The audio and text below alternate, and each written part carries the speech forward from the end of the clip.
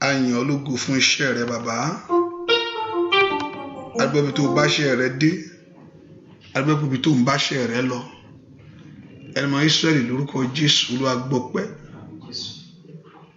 Wọ́n tó pọ̀ ní pàtàgbára, Olúwa gbọpẹ́. Wọ́n tó ní ọgbọ́ wa gbá lọ́wọ́, Olúwa gbọpẹ́. Ẹni mọ Ísírẹ́lì wọ́n la yìn lógo fún iṣẹ́ rẹ lónìí. Wọ́n la yìn lógo fún iṣẹ́ rẹ lónìí. Olúwa gbọpẹ́. Olúwa gbà yìn. Ẹni mọ Ísírẹ́lì gba ọpẹ́. Olúwa gbà yìn. Bàbá tó pọ̀ nípa àti agbára, a gbé ọ̀gá fún iṣẹ́ tó ń ṣe. A gbé fún ohun tó ṣe lọ́wọ́lọ́wọ́ báyìí. A gbé fún ohun tí ìwọ Ọlọ́run yóò parí. A gbé fún ohun tí ìwọ Ọlọ́run yóò yanjú. A gbé fún ohun tí ìwọ Ọlọ́run yóò mú jáde nínú ayé ẹnìkankan. Ẹni mọ Ísírẹ́lì gbọpẹ́. Olúwa gbà yìn. Jésù gbọpẹ́. Olúwa gbọpẹ́. Olúwa gbà yìn. Bàbá náà wá gbá ẹ jáde. Jésù náà wá gbá ẹ jáde. Jésù náà wọ́n ìyìn rẹ jáde. Ṣohun tí ìwọ nìkan lè ṣe. A ó sì gbé ọ̀gá. A ó sì yìn ọ́ lógo. Láì lórúkọ Jésù Kristi Olúwa wa. Àmín, àmín, àmín lórúkọ Jésù. Ọlọ́run dúpẹ́ lọ́wọ́ Ọlọ́run fún oore ọ̀fẹ́ tó rí gbà lọ́wọ́lọ́wọ́ báyìí. Mo fẹ́ ká gbé Ọlọ́run ga fún oore ọ̀fẹ́ rẹ̀. Pé Jésù mà ṣe o. Kábíyèsí o ṣe o. Kábíyèsí o ṣe o. Ẹ ká fi ọpẹ́ fún Olúwa. Mo fẹ́ kó dúpẹ́ lọ́wọ́ Jésù. Jésù mà ṣe lórí ilé mi o. Bẹ́ẹ̀ ká dúpẹ́ lọ́wọ́ Ọlọ́run yìí. Bẹ́ẹ̀ ká gbé Ọlọ́run ga fún ètò tó ní fún ayé rẹ ni. Bẹ́ẹ̀ kó gbé Ọlọ́run ga fún ọwọ́ agbára ńlá. Ọwọ́ tí ò fi àwọn tiẹ̀ sílẹ̀. Ọwọ́ agbára ńlá tí ò dójú tì àwọn tiẹ̀. Bẹ́ẹ̀ kó gbé ọwọ́ Ọlọ́run ga pé Jésù mà ṣe o. Ọba tó pọ̀ nípa àti agbára. Ọba tó ní gbogbo agbára lọ́wọ́. Ẹni mọ Ísírẹ́lì agbanilágbàtán. Jésù ṣe o. Bẹ́ẹ̀ kó dúpẹ́ fún ìrìn àjò ayé rẹ ni. Bẹ́ẹ̀ kó dúpẹ́ fún ìrìn àjò ayé ọmọ rẹ gbogbo. Bẹ́ẹ̀ kó dúpẹ́ fún ìrìn àjò iṣẹ́ rẹ sẹ́. Ọba tí òjò ṣiṣẹ́. Ayé ń fẹ̀mí ṣiṣẹ́ ṣe bàlẹ́ ayé ẹni. Ẹlòmíà ṣe tán ojú àdá ká kí lòun ṣe yìí. Ọba tí ò jẹ́ káyé kó bọ́. Ọba tí ò jẹ́ kí àlàáfíà rẹ sọnù. Ẹ kó gbéga. Ó dúpẹ́ lọ́wọ́ Jésù yìí. Bàbá ó mà ṣe. Jésù ṣe o. Jésù ṣe o. Ẹni mọ Ísírẹ́lì ó mà ṣe. Jésù ṣe o. Jésù ó mà ṣe o. Ẹ kó yin bàbá yìí lógo. Ẹ kó dúpẹ́ lọ́wọ́ Ọlọ́run yìí. Ẹ kó dúpẹ́ lọ́wọ́ Jésù sẹ́. I want you to thank him and lift your voice and bless him. Dúpẹ́ lọ́wọ́ Ọlọ́run yìí. Jésù ṣe. Ẹni mọ Ísírẹ́lì ó ṣe o. Dúpẹ́ lọ́wọ́ Ọlọ́run yìí.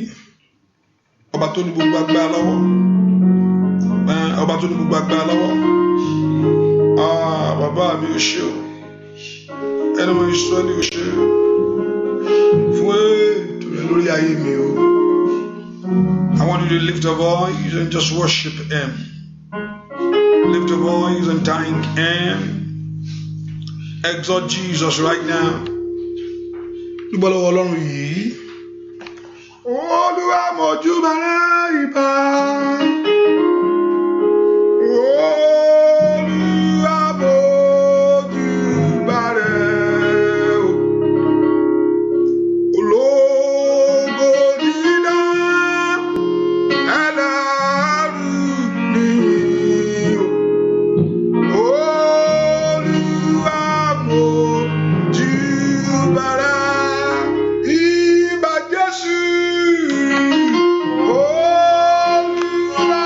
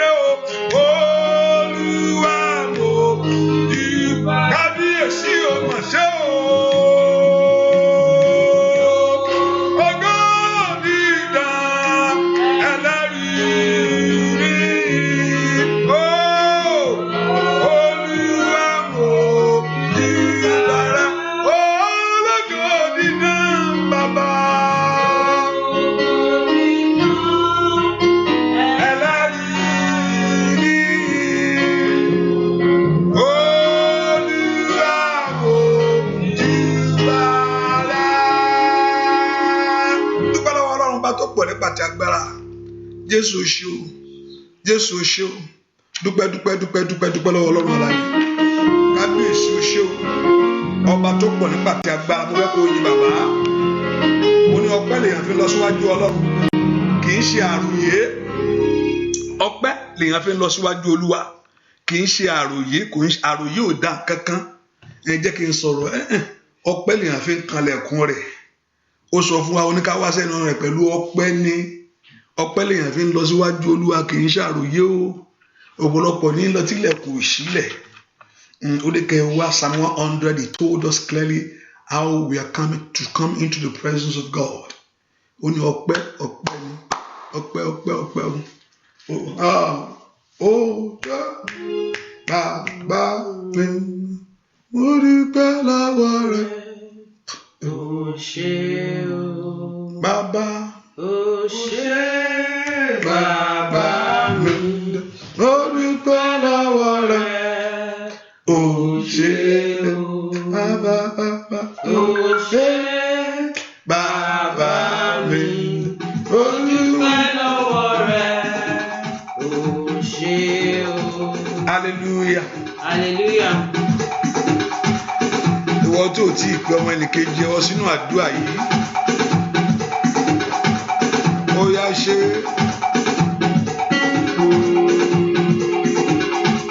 Ó fẹ́ kó ṣe kíákíá, lọ́wọ́lọ́wọ́, wéréwéré.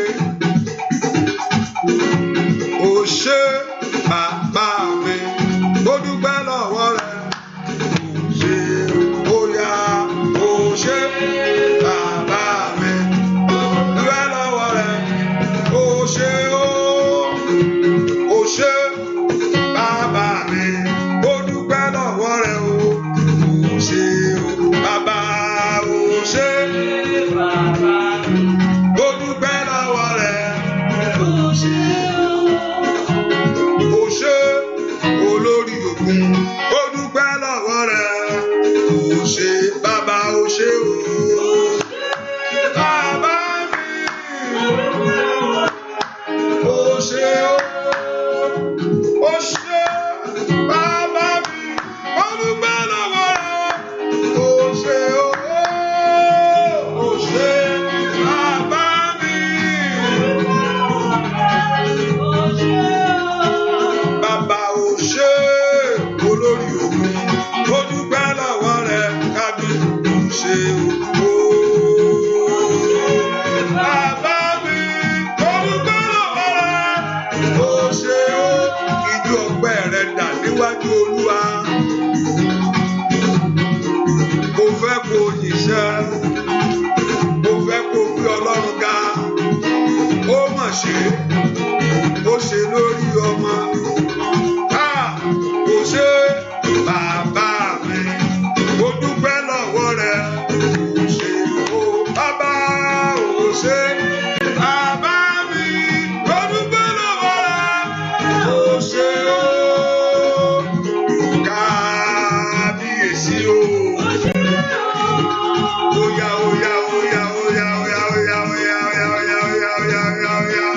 Olódùmarè ńlá. Kábíyèsí o.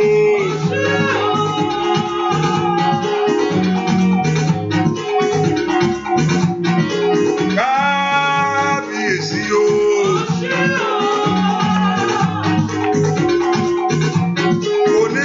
Oníkábíyèsí o.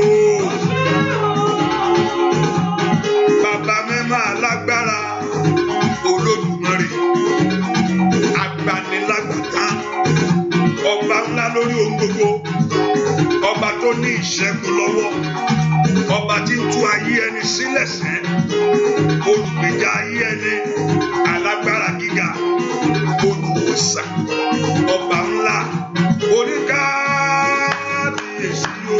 Ẹ ṣé o. Kaliba soto yekete ebo. Bàbá kábíyèsí o. Ọba mímọ́ ẹ máa ṣe o. Olórí ọba máa ṣe o. Bàbá máa ṣe o. Alágbára máa ṣe o. Bàbá mímọ́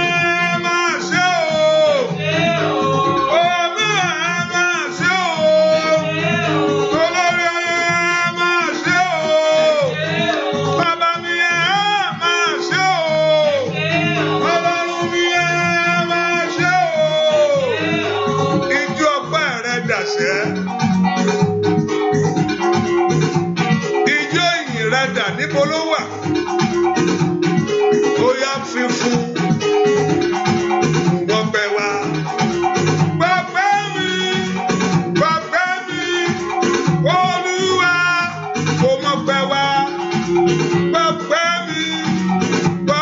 mi, Olúwa, àmọ́pẹ́ wa. Gbọpẹ́ wa. Olúwa, àmọ́pẹ́ wa. Ẹ ṣé o, Olúwa, kò mọpẹ́ wa. Ẹ ṣé o, Olúwa, àmọ́pẹ́ wa o. Gbọpẹ́ mi o. Ẹ ṣé o, Olúwa, àmọ́pẹ́ wa. Ẹ ṣé o, Olúwa, kò mọpẹ́ wa. Ẹ ṣé o, Olúwa, kò yẹ mú ọpẹ́ rẹ̀ wá o. Níwájú Olúwa, kábíyèsí, kò mọpẹ́ wa. Ẹ wá o, mo máa gbé ọ̀gá o.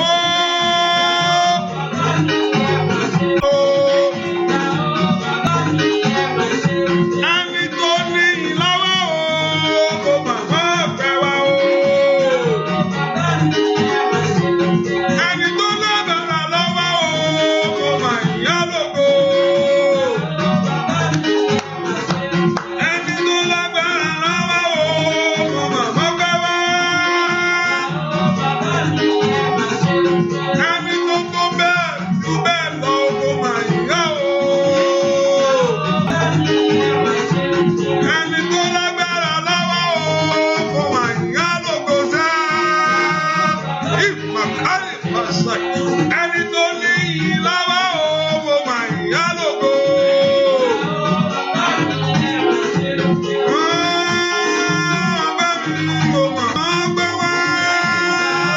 Màkárì màkúṣà dàyàmà.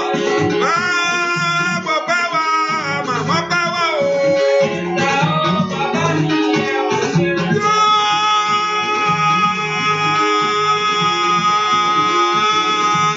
Jésù, àmọ́pẹ́ wa o, Olódùmarè, gbọpẹ́ mi, àjíṣà o, bàbá mi, ó mà ṣeun.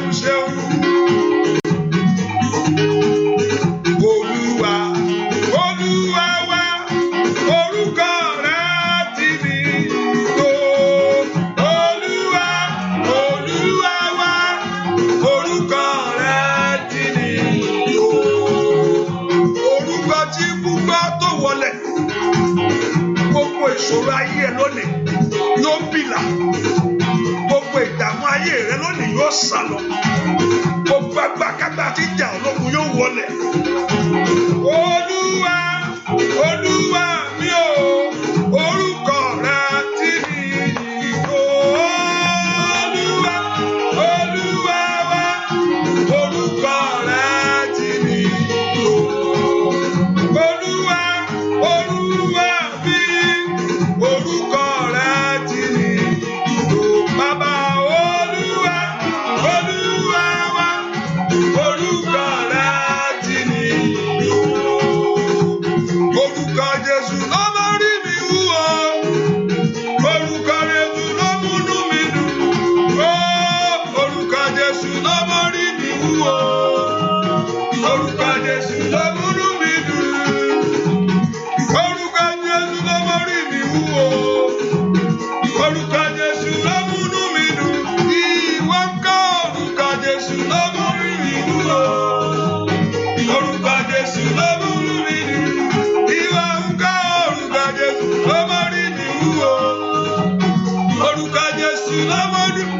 Bàbá orúkọ Jésù ló mọ rí mi wú o. Orúkọ Jésù ló múnú mi dùn. Bàbá orúkọ Jésù ló mọ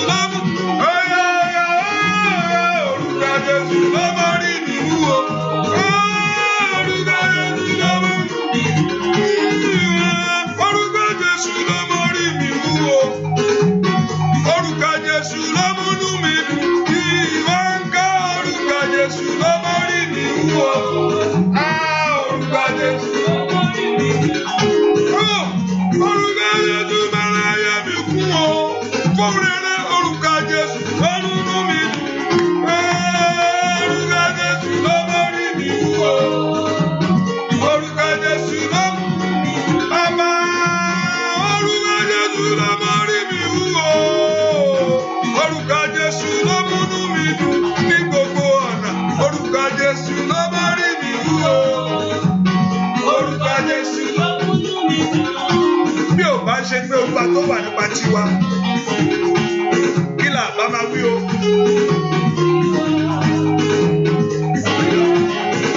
Máa wí nígbà tó jù kó bùdé, ọpẹ́ ní f'Olúwa.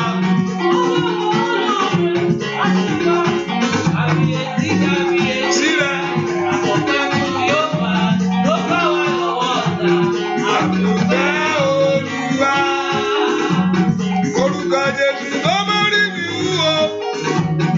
Orúkọ Jésù ló múnú mi dùn o.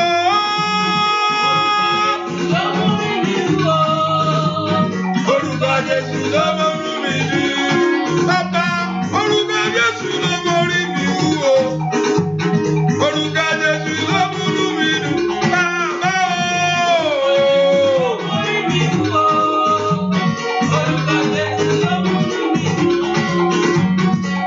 Mo fẹ́ kó yin Ọlọ́run. Mo fẹ́ kó gbé Olúwa ga. Àfọ̀pẹ́ fọ́lọ́. Bàbá àti Olúwa. Ẹni tó ń yánu. Dùn ẹni tàráyé yá. Bàtà wa lọ́mọ wa. Ọ̀nà ló ń tọ́jú wa. Ó sì fẹ́ bu ìfà. Ètàjú wa sí gbà. Kábíyèsí o.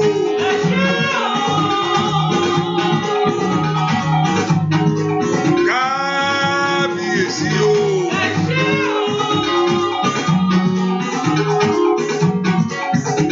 Kábíyèsí o. Ọmọ mi máa ṣe o. Olódùmarè máa ṣe o.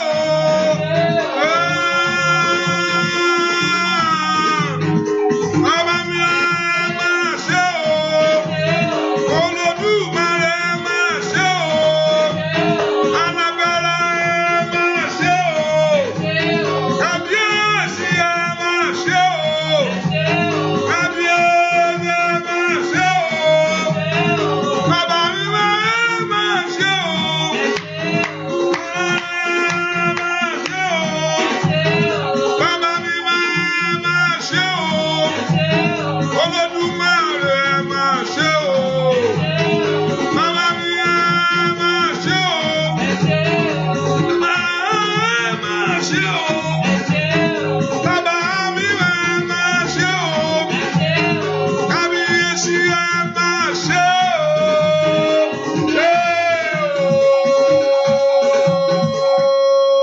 Hallelujah. Mẹ́ kò gbé Ọlọ́run ga níbi tó wà lọ́wọ́lọ́wọ́ báyìí. I want you to thank him wherever you are. I want you to lift your voice and thank him. I want you to celebrate Jesus. Mẹ́ kò gbé Jésù ga lọ́wọ́lọ́wọ́ báyìí. Mẹ́ kò dúpẹ́ lọ́wọ́lọ́wọ́ ẹni tó ní ọ́, ẹni tó ìjórí rẹ̀ gbà bọ̀dì, ẹni tó jẹ́ kí tiẹ̀ gbé láyé. Mẹ́ kò dúpẹ́ lọ́wọ́ Ọlọ́run yìí, alágbára gíga. Jésù o ṣé o, bá mímọ́ o ṣé o. Ọlọ́run tó pọ̀ nípa àti agbára. Mẹ́ kò fi ọpẹ́ fún Ọlọ́run yìí torí pé àánú rẹ̀ dúró láé. Alágbára ni ọ́, ológo jùlọ lẹ jẹ́. Bàbá alágbára ni ọ́, ológo jùlọ lẹ jẹ́. Bẹ́ẹ̀ kò ṣe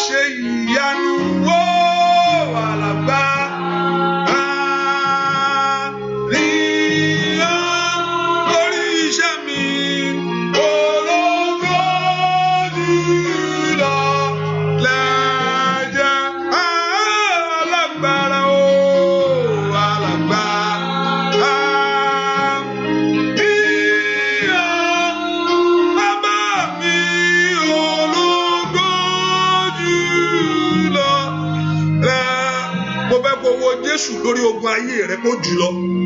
Alágbára o.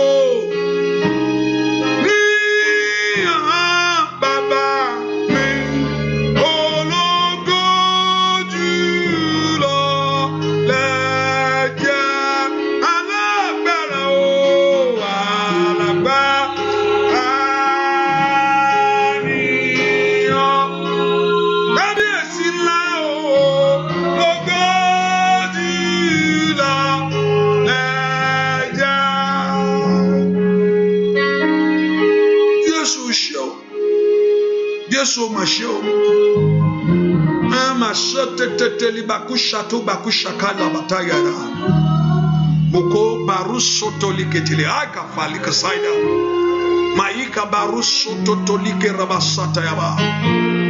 Yesondo yaka frede ose telebo. Maika li usatili bakafaro strokai. Jésù mà ṣe o. Meteli abakushando bekushata yabo.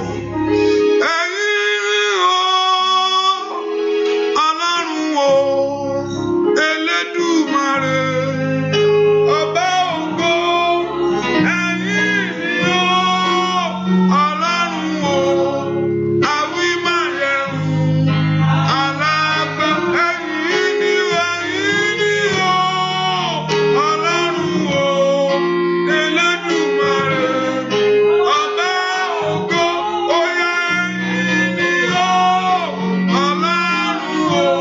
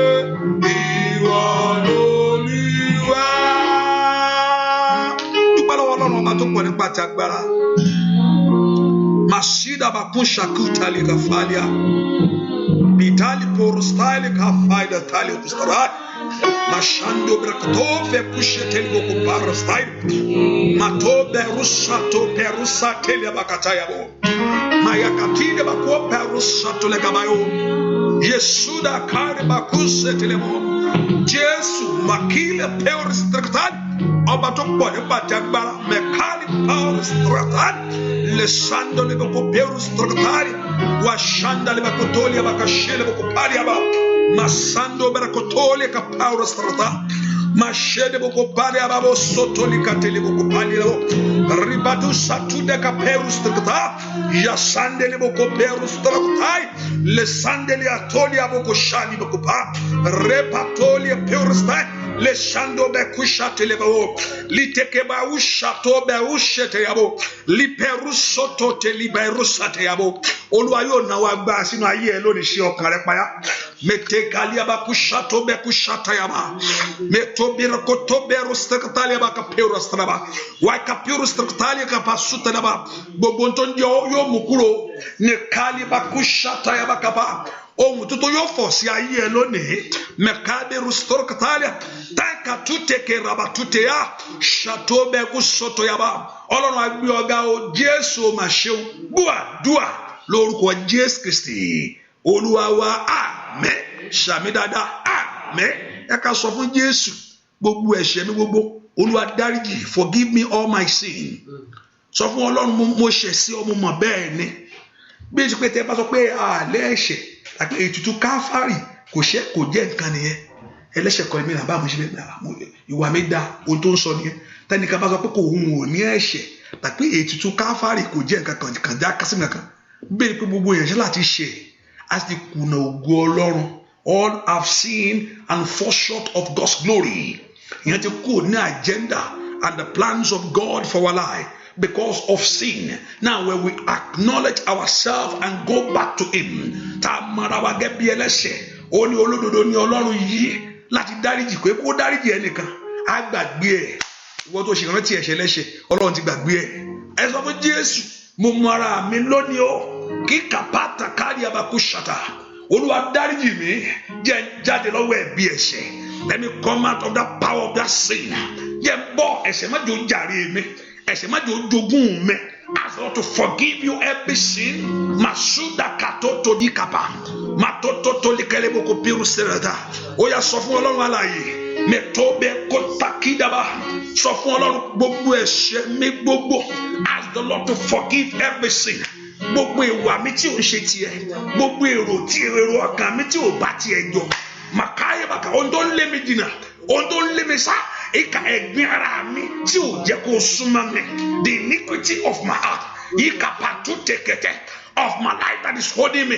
Ojú ò jẹ́ kó fọhùn sí mi. Ní kẹ̀tẹ̀tẹ̀ díbàkú sàtà. Sọ fún Ọlọ́run dáríjì. Olúwa fi àánú bí ayé mi wò. Lónìí ni mo fẹ́ kí ogun ayé mi ṣẹ. Alágbára ni ọ́. Dúà lórúkọ Jésù Kristi. Olúwa wa ẹ sọ fún Jésù. Ìwọ mo fẹ́ rí. Máa tó rí abá. Sọ fún Ọlọ́run mo fẹ́ rí ọ. Máa sọ tó. Ìwọ ni mo fẹ́ rí. Fẹ́ rí. Ìwọ ni mo fẹ́ rí. Ọba ògo. Ìwọ yẹn tẹ̀ ti ṣe àpéyà yẹn. Bóyá kí ẹ jẹ́ kí n fún yín ní àǹfààní. Wọ́n tó ti ṣe ẹ̀. Mélòó lẹ ká ṣe lénìí? Mélòó lẹ ká ṣe àlénìí? Èdè kí n dé tèmi? Okay, so mẹ́fà. You follow by day. Èèyàn mẹ́fà. Mẹ́fà ni wà tètè wá èèyàn mẹ́fà tí wà tí tó bá ṣe jù bẹ́ẹ̀ lọ dédé náà ni. Ṣùgbọ́n wá èèyàn mẹ́fà kó jẹ́ alábàápín. Wẹ́n tó ti fọ̀rọ̀ lọ ẹ kó ní ìdàdúrà. Wẹ́n tó ti fọ̀rọ̀ lọ bó ní ìdàdúrà fẹ́ pé ẹ tó ti fọ̀rọ̀ àkó ń ṣàròyé màmá mi ì lè rẹ́ lọ́wọ́ ṣùgbọ́n wọnú àdúrà lọ. Ọlọ́run ní ran ayé ẹni lọ́wọ́.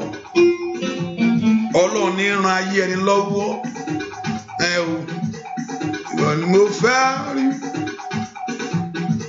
Mo fẹ́ kó ṣí ẹ̀ kó pọmọ nìkejì wọnú àdúrà yìí.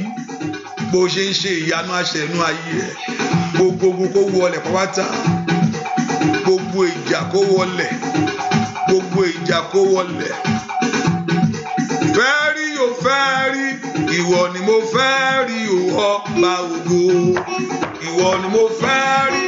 Fẹ́ rí o fẹ́ rí. Ìwọ ni mo fẹ́ rí o ọba ògo. Ìwọ ni mo fẹ́ rí. Fẹ́ rí o fẹ́ rí. Ìwọ ni mo fẹ́ rí ọba bàbá. Ìwọ ni mo fẹ́ rí o fẹ́ rí o fẹ́ rí. Ìwọ ni mo fẹ́ rí o ọba. Ìwọ ni mo fẹ́ rí. Fẹ́ rí o fẹ́ rí o. Ìwọ ni mo fẹ́ rí ọba bàbá. Mo fẹ́ rí. Fẹ́ rí o fẹ́ rí.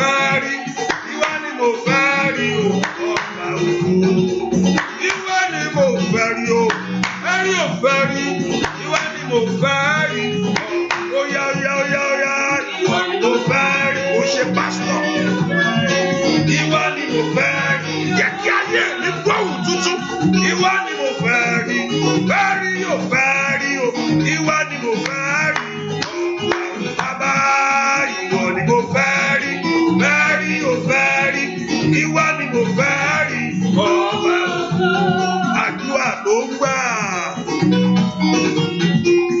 Ó wá rí pásítọ̀ má rí mi o orí kò ṣe débi lè ṣe fún ọ ṣùgbọ́n tó bá gbójú rẹ sókè síbi òkè wọn ni níbi tí ìdí ti ń jà níbi tí òkú ti ń wọlẹ̀ ó yọjú sọ̀rọ̀ rẹ ní bàbá ọ̀ì màkàrípa ìwọ ni mo fẹ́ rí yóò fẹ́ rí ìwọ ni mo fẹ́ rí ọba óyá óyá ìwọ ni mo fẹ́ rí yóò fẹ́ rí ìwọ ni mo fẹ́ rí ọba Olúwa yọjú sọ̀rọ̀ pèsè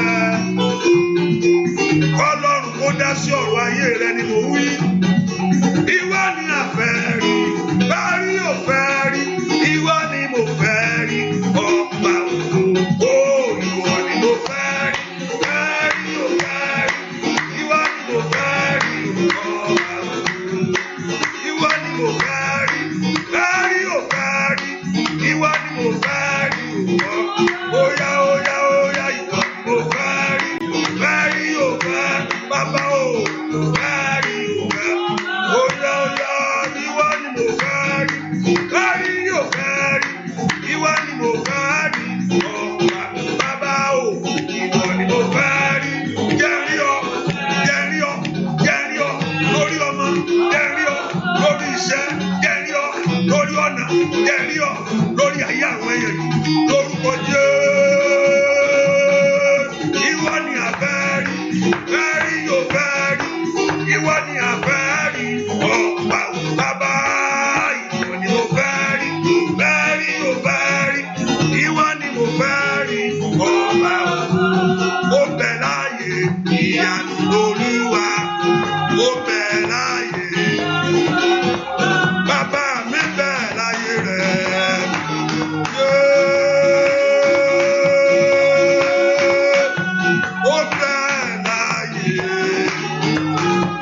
ó bẹ láàyè ẹ̀mí mi má bẹ láàyè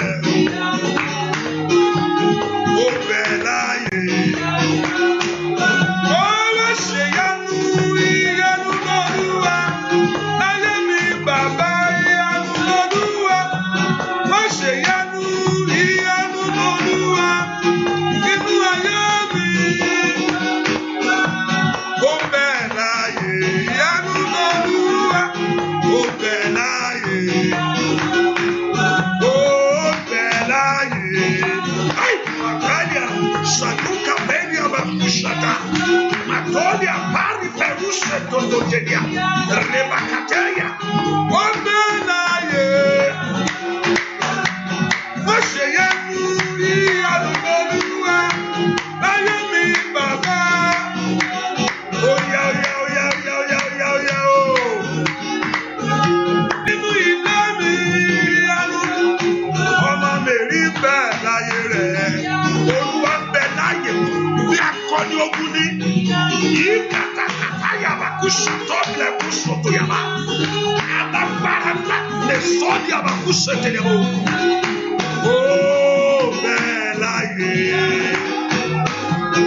Ó bẹ́ẹ̀ láyé.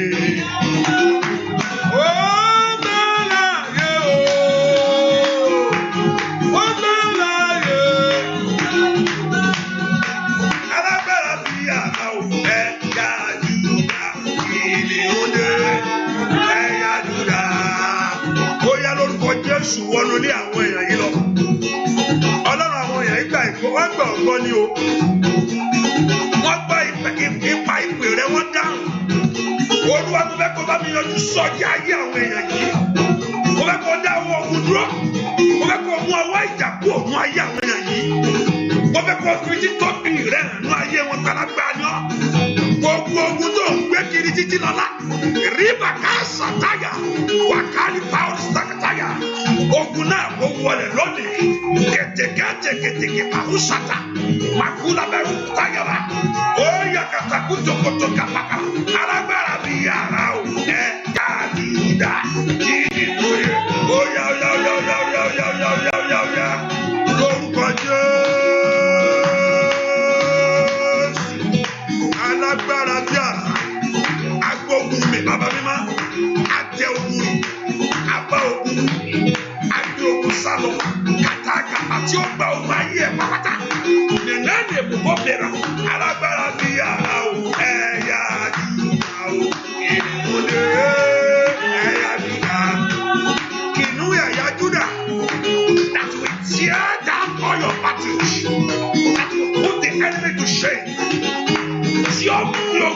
ṣẹlẹ̀ lónìí tí ò ní dé mọ́.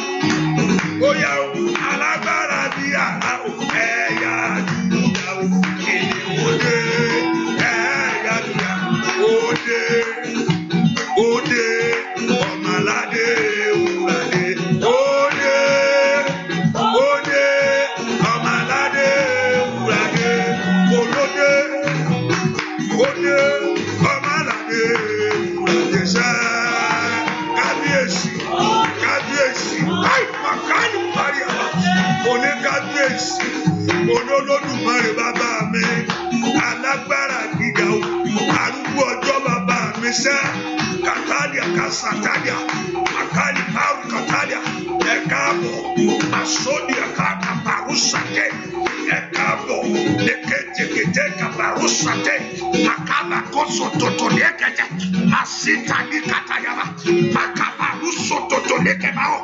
àtọ̀bẹ̀rúsẹ̀tẹ̀tẹ̀líà, àkàlíàrà kàtàkọ́bẹ̀rúsẹ̀tẹ̀líà, olóde olódùmarè àrèdè òde, óyá óyá óyá óyá óyá óyá ọmọládé alágbára olódùmarè lẹ́sẹ̀, olóde ọmọládé ewúradé sẹ́, kábíyèsí òde ọmọládé ewúradé, ó ti dé ọmọládé ewúradé sẹ́, óyá óyá óyá óyá óyá óyá óyá óyá óyá óyá óyá óyá.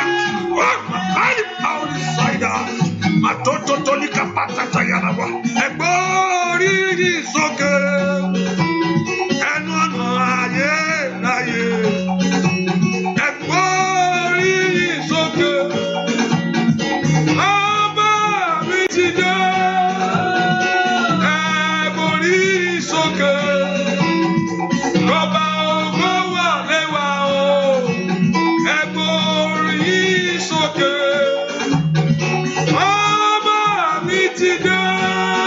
Olóde, òde, ọmọládé ewúradé sẹ́. Yáyáyáyáyá, ọmọ àkúta kàbàrà, mo ní Jésù. Ó tóbi ju gbogbo tí ayé àwọn èèyàn ìgbé wa. Ó tóbi ju ìjà tí ayé àwọn èèyàn ìjà. Ó tóbi ju ọwọ́kọ́wọ́ tí ń yọ ayé àwọn èèyàn yìí lẹ́nu. Ó tóbi ju agbára tí ń ba ayé àwọn èèyàn yìí jà. Katobi kushata, ìdílé mi sáwọ wọlúwọ alágbára ńlá, mi kàtàkàtàkàtà, ma sọtọtọ ní kò bẹ̀rù sàtà, ma tọtọtọ ní kẹrẹbọ kò bẹ̀rù sàtà yàgò. Jẹ́ kí gbogbo tí ayé àwọn èèyàn gbé wá gbó wọlé o. Jẹ́ kí ìjàtà àwọn ayé àwọn èèyàn jà kó sán lónìí. Gbogbo agbára tí ń bá ayé àwọn èèyàn jà. Gbogbo ọwọ́kọ́wọ́ tí ń yọjú sí ayé wọn. Abẹ́kẹ́ ọwọ́ náà kò tẹríba. Ìwọ Jésù tó wà láàárín àwọn tiẹ̀. Mẹ̀kọ́ọ̀lì àkàtà ẹni tó wọlé tí kì í tí kalẹ̀kùn. Olódùmarè tó lè wọlé tó ní kọ́kọ́ lọ́wọ́. Ó wọnú ní àwọn èèyàn yìí wá o. Ó wọnú sí àwọn èèyàn yìí wá. Òní òde ọmọládé ewúradé sẹ́. Óyá óyá òde ọmọládé ewúradé. Òní bàbá mi dé. Òde tọ̀látọ̀lá ni. Òde tàgbára tàgbára. Òde tòkótòkó.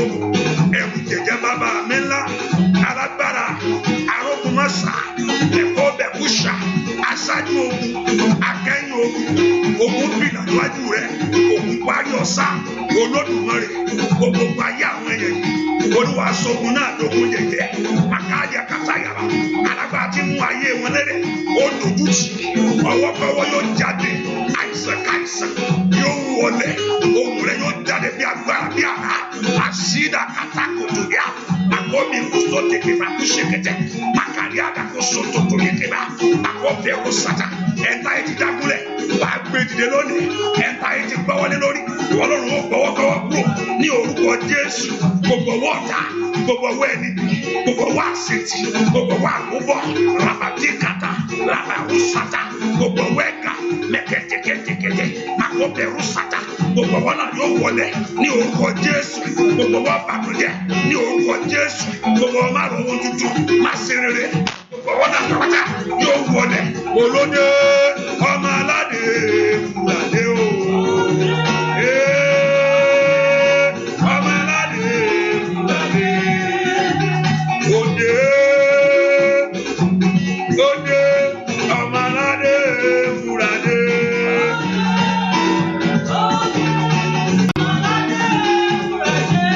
Lọ́sọ̀ tuntun láyé mi kò dáwọ́ dúró.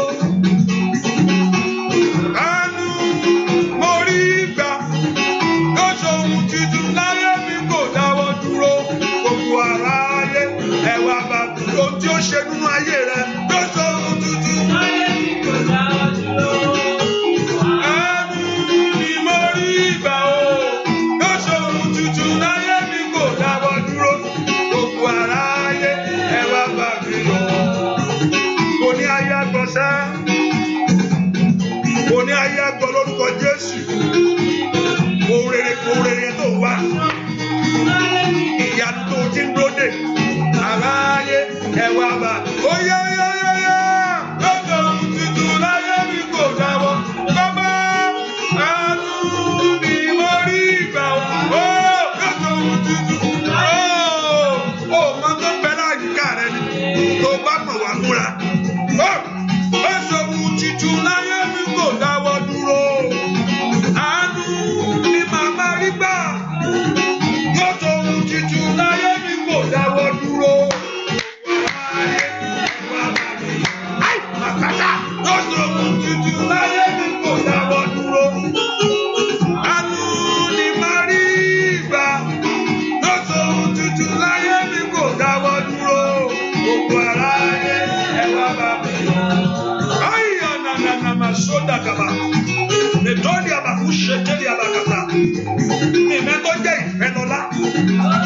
Kò ní àpá ìfẹ́ lọ́lá. Ẹ tó wà ní àjọ ẹ̀ tó jẹ́ ìfẹ́ lọ́lá. Ọwọ́ Ọlọ́run kò kàn ní tó wáyé. Ayé ẹ̀ kò gbà ánú. Ayé ẹ̀ kò gbà ánú ṣe. Ọwọ́ Ọlọ́run kò kàn ọ́. Màtọ́lì àbàkú sàtọ̀yàbà. Bẹ̀rù sàtọ̀yàbà. Tẹ̀kẹ̀tẹ̀lì àbàkọ́ sọ̀tọ̀lìà. Ṣé ìyẹn lè máa jẹ́ wọ́n jíde? Mẹ̀kú bàkú sọ̀tọ̀lìàdà. Bẹ̀rù sàtà. Gbogbo ọ̀nà tó ti dàrú. Kí Ọlọ́run kò ti tọ̀ fún ọ. Yíyá bírù sáyà. Nani bẹ̀rù sọ̀tọ̀ ni bẹ̀rù sẹ̀. Oyeye lọ́sọ̀ ohun titun láyé mi kò dáwọ́ dúró. Àánú mi máa rí gbà o. Lọ́sọ̀ ohun titun láyé mi kò dáwọ́ dúró. Gbogbo aráyé ẹ̀wà bá mi yọ. Oyeye lọ́sọ̀ ohun titun láyé mi kò dáwọ́ dúró. Àánú mi máa rí gbà. Lọ́sọ̀ ohun titun láyé mi kò dáwọ́ dúró. Gbogbo aráyé ẹ̀wà bá mi yọ. Hallelujah, ogun èṣù ṣá. Hallelujah, ogun èṣù wó. Hallelujah, hallelujah, hallelujah, ogun èṣù wó. Yóò wó lulẹ̀. Hallelujah, ogun èṣù ṣá. Hallelujah, ogun èṣù ṣá. Hallelujah, hallelujah, hallelujah, ogun èṣù ṣá. Hallelujah, ogun èṣù yóò wó. Hallelujah, gbogbo ogun Jẹ́ríkò ló fi làṣà. Hallelujah, hallelujah, hallelujah, ogun èṣù yóò wó lulẹ̀. Hallelujah, ogun èṣù wó. Hallelujah, hallelujah, ogun èṣù wó. Hallelujah, ogun èṣù yóò ṣá. Hallelujah, ogun èṣù wó. Hallelujah, hallelujah, hallelujah, ogun èṣù wó. Yóò wó lulẹ̀. Hallelujah, ogun èṣù ṣá. Hallelujah, ogun èṣù ṣá. Hallelujah, hallelujah, hallelujah, ogun èṣù ṣá. Today the Lord will surprise you. The Lord will break every yoke in your life. Every hand of disappointment will leave your life alone. In the name of Jesus of Nazareth, I speak into your life right now. I speak to your circumstances. Mo sọ̀rọ̀ àṣẹ jáde. Mo sọ̀rọ̀ agbára jáde. Nípa agbára tó jíǹde. Èyí ṣe Jésù Kristi ọmọ Ọlọ́run alààyè. Gbogbo ọwọ́ ibi, every hand of battle, gbogbo ọwọ́ ogun, ọwọ́ má láṣeyọrí, ọwọ́ má lóore mú, every hand of enemy, every hand of darkness. Mo sọ̀rọ̀ àṣẹ jáde ní orúkọ Jésù. Gbogbo agbákápá àti iṣẹ́ àbàjẹ́, ọwọ́ adánidúró, that hand, ọwọ́ tí ò fẹ́ kí ayé ẹni gbà ní orúkọ Jésù. Ogun ènìyàn nú ayé ẹ lónìí, ogun mọ́tò tó lówó ò ní lọ, ogun tó bẹ́ẹ̀ dá má jẹ̀ fún ní orúkọ Jésù. Ogun náà kó wọlé. Ó yá yá yá yá yá, hallelujah, ogun èṣù ṣẹ́. Hallelujah, ogun èṣù ṣẹ́. Hallelujah, hallelujah, hallelujah, ogun èṣù ṣẹ́. Hallelujah, ogun èṣù ṣẹ́. Hallelujah, ogun èṣù ṣẹ́. Hallelujah, hallelujah, hallelujah, ogun èṣù ṣẹ́. Ìgbà míì àwọn pásítọ̀ ẹ jẹ́ kí n jura bí náà mọ́, a máa ń jẹ́ kí a ká múra just to say it for you to keep going. By me, ẹlòmíì àmọ́ ẹgbàá náà ẹlòmíì ẹ má sùn màmá ṣùgbọ́n mi ì fẹ́ ṣe yẹn fún ọ lónìí. Mo kò jẹ́ kí ọkàn rẹ jí. I mean just to help us to energize us. Ṣùgbọ́n ohun tó ló wá wà, ohun tí ó ṣẹlẹ̀ nínú ayé rẹ ni pé mo rí pẹ́ẹ̀nì àti ìwé, a pen and paper. Ẹ̀dà pé ohun tó bá sọ lónìí ọ̀run yóò kọ́lẹ̀ fún ọ.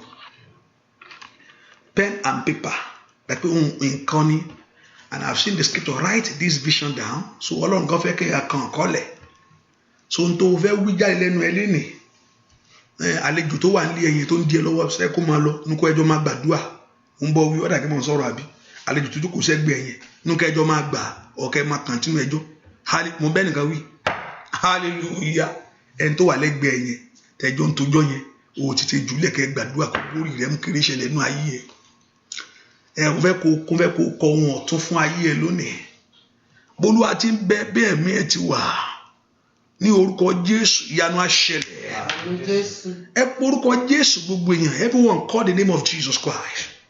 Gbogbo ẹgbẹ́ tó ń fi òkùnkùn sí ọ̀nà mi, ìwọ òkùnkùn darkness, ó yá parẹ́ ní ọ̀nà mi gbogbo. Ẹni tí òkùnkùn rìn ní ọ̀nà rẹ̀ kò rí ọ̀la, báwo ló ṣe fẹ́ rí? Gbogbo òkùnkùn tí ayé ń tàn sí ọ̀nà mi o, gbogbo ipá tí mú ayé mi rìnrìn àjò òkùnkùn, èyí tí ò jẹ́ kí ìmọ́lẹ̀ tàn. Ní àtètèkọ́ṣe nígbà tí Ọlọ́run rí òkùnkùn, when the Lord saw that darkness, ó ní eléyìí ò dáa. Ó ní kí ìmọ́lẹ̀ wà.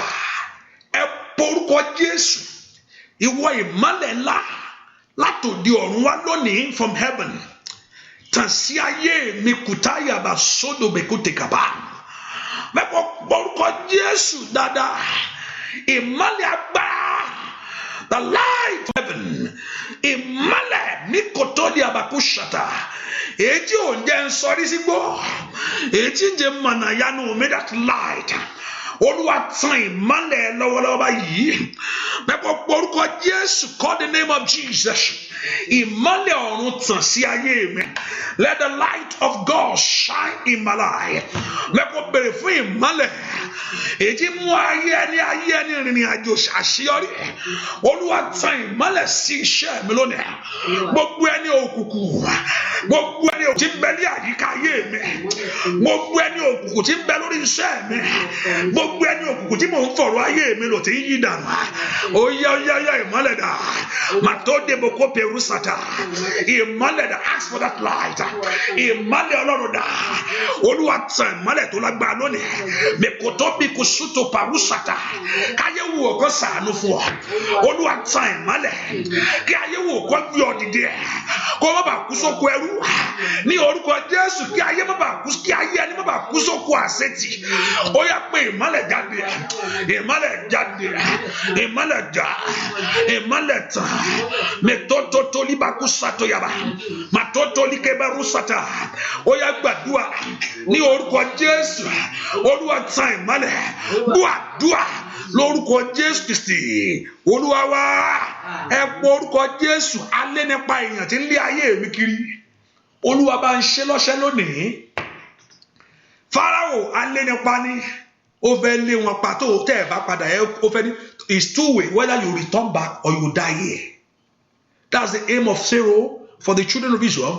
For them here máa padà sóko ẹrú o kẹ́ lọ ọ̀pọ̀lọpọ̀ ọ̀tá ló fẹ́ dá ọ padà níbi tọ́lọ́run ti mú ẹ jáde ìwọ tún fẹ́ gòkè pé o fẹ́ gòkè kìíní mo fẹ́ gòkè sí a ní kó padà sóko ìyà ẹ porúkọ Jésù ọlọ́dẹ tí ń lé ayé mi tí ń dọdẹ ayé mi o ọlọ́dẹ tí ń dọdẹ rẹ mò ń sọ fún ọ mo ní kó gbàdúrà ẹni tí ń ṣọ́ ìrìn àjò ẹ tó fẹ́ yìn ọ́ ń bọ kẹwù káì power cider ẹni tí ń ṣọ́ tó fẹ́ yìn ọ́ ń bọ kẹwù ọlọ́dẹ máa ń ṣe ẹranko ni adọdẹ ọdẹ ẹni tí ń dọdẹ ayé mi o tó fẹ́ kó gba bí ìkọjá ọba ni wọ́n fẹ́ ọ́n dọdẹ ṣùgbọ́n Olúwa wà lẹ́yìn ẹ̀ tó máa ti dẹ ọdẹ ẹ̀ dé Olúwa tún jáde má gba bẹ̀yẹn o wá yí bi dànù lẹ́yìn ní gbogbo bí ti ń bẹ lórí rẹ lónìí èyí tí ayé ń pè mọ́ Olúwa kó yí dànù àmín mi gbọ́ dáadáa lórúkọ Jésù gbogbo ìbínú ayé ẹ̀ kó Olúwa kó yí dànù ó yá sọ fún Jésù alọ́dẹ tí ń dọdẹ ayé mi o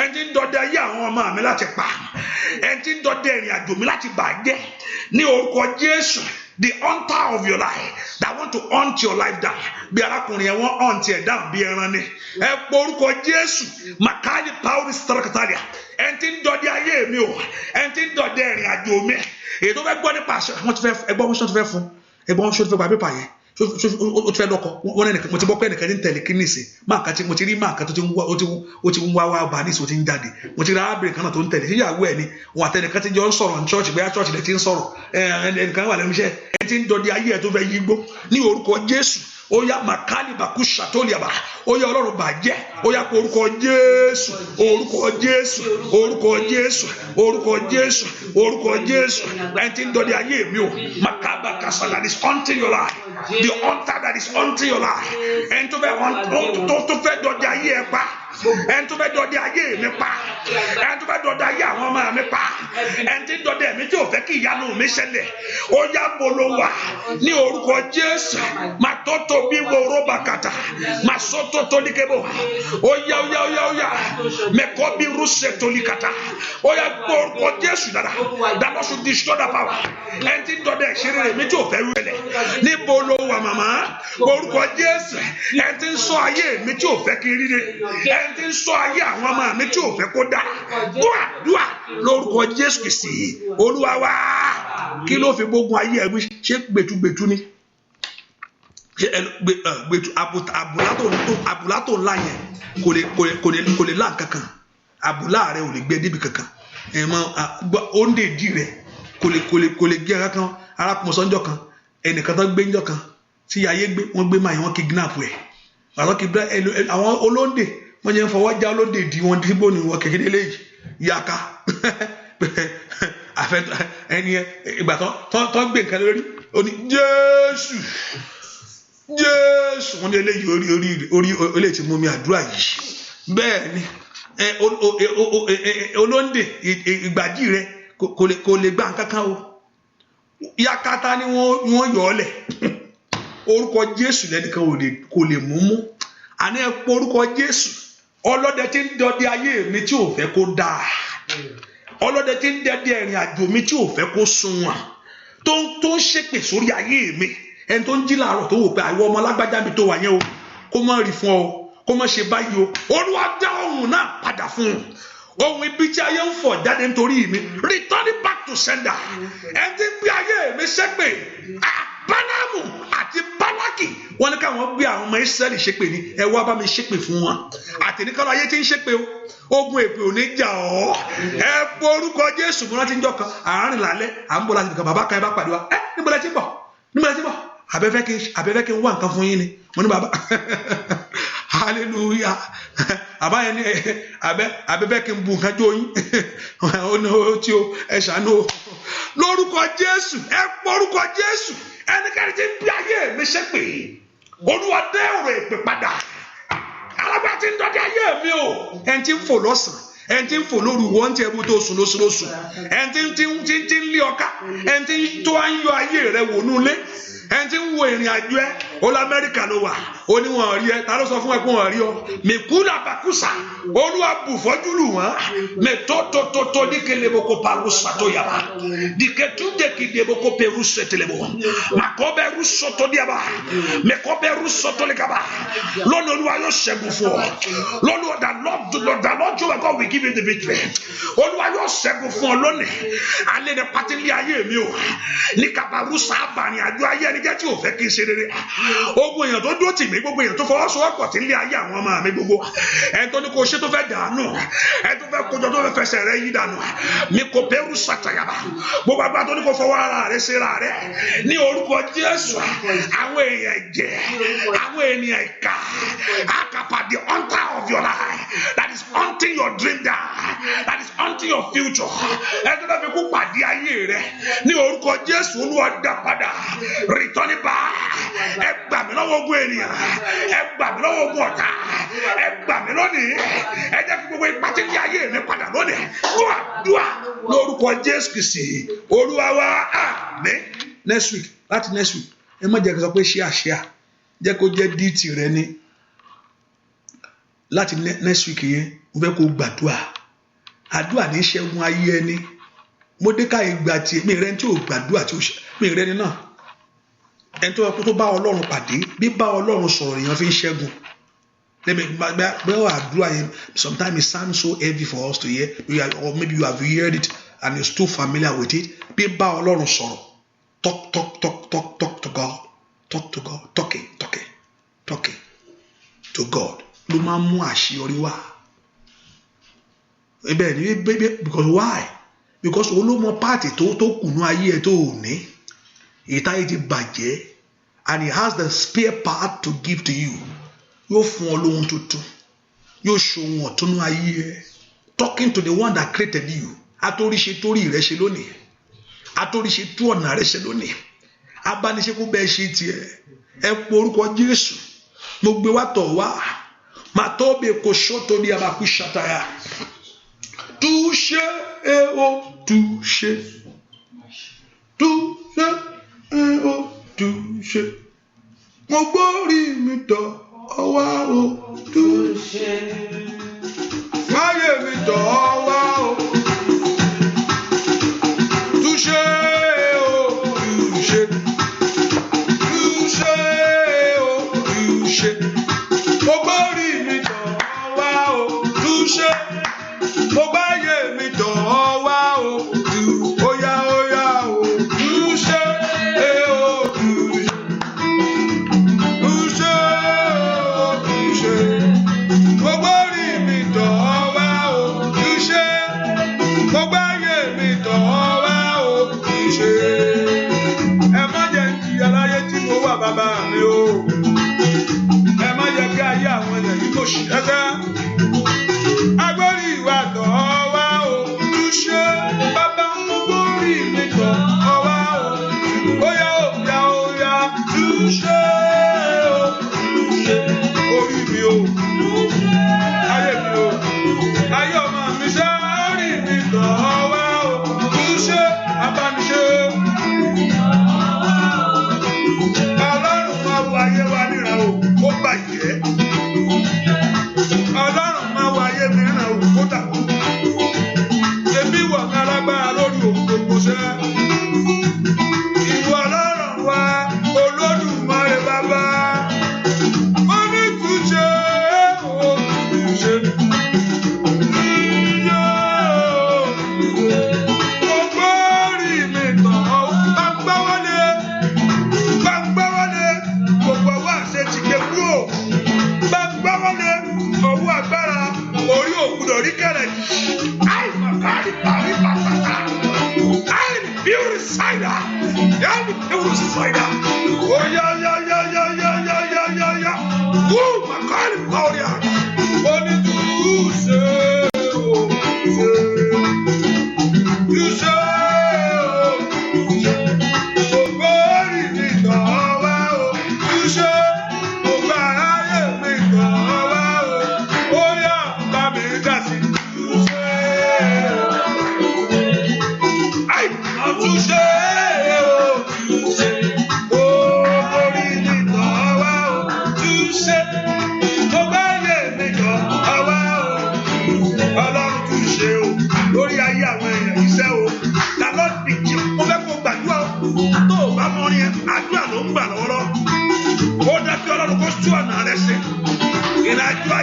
ògbúdọ̀ dàrú mọ́.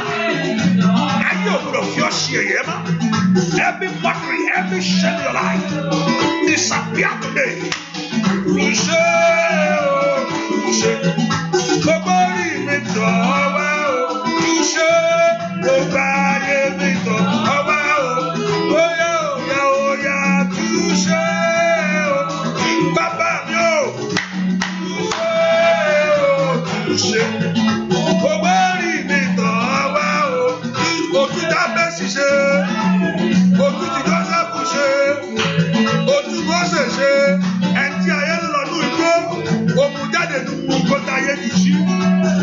Òmù jáde, oníkó lọ síwájú Fáráò. Olóòtú sọ di Ọlọ́run mọ́ Fáráò lọ́wọ́.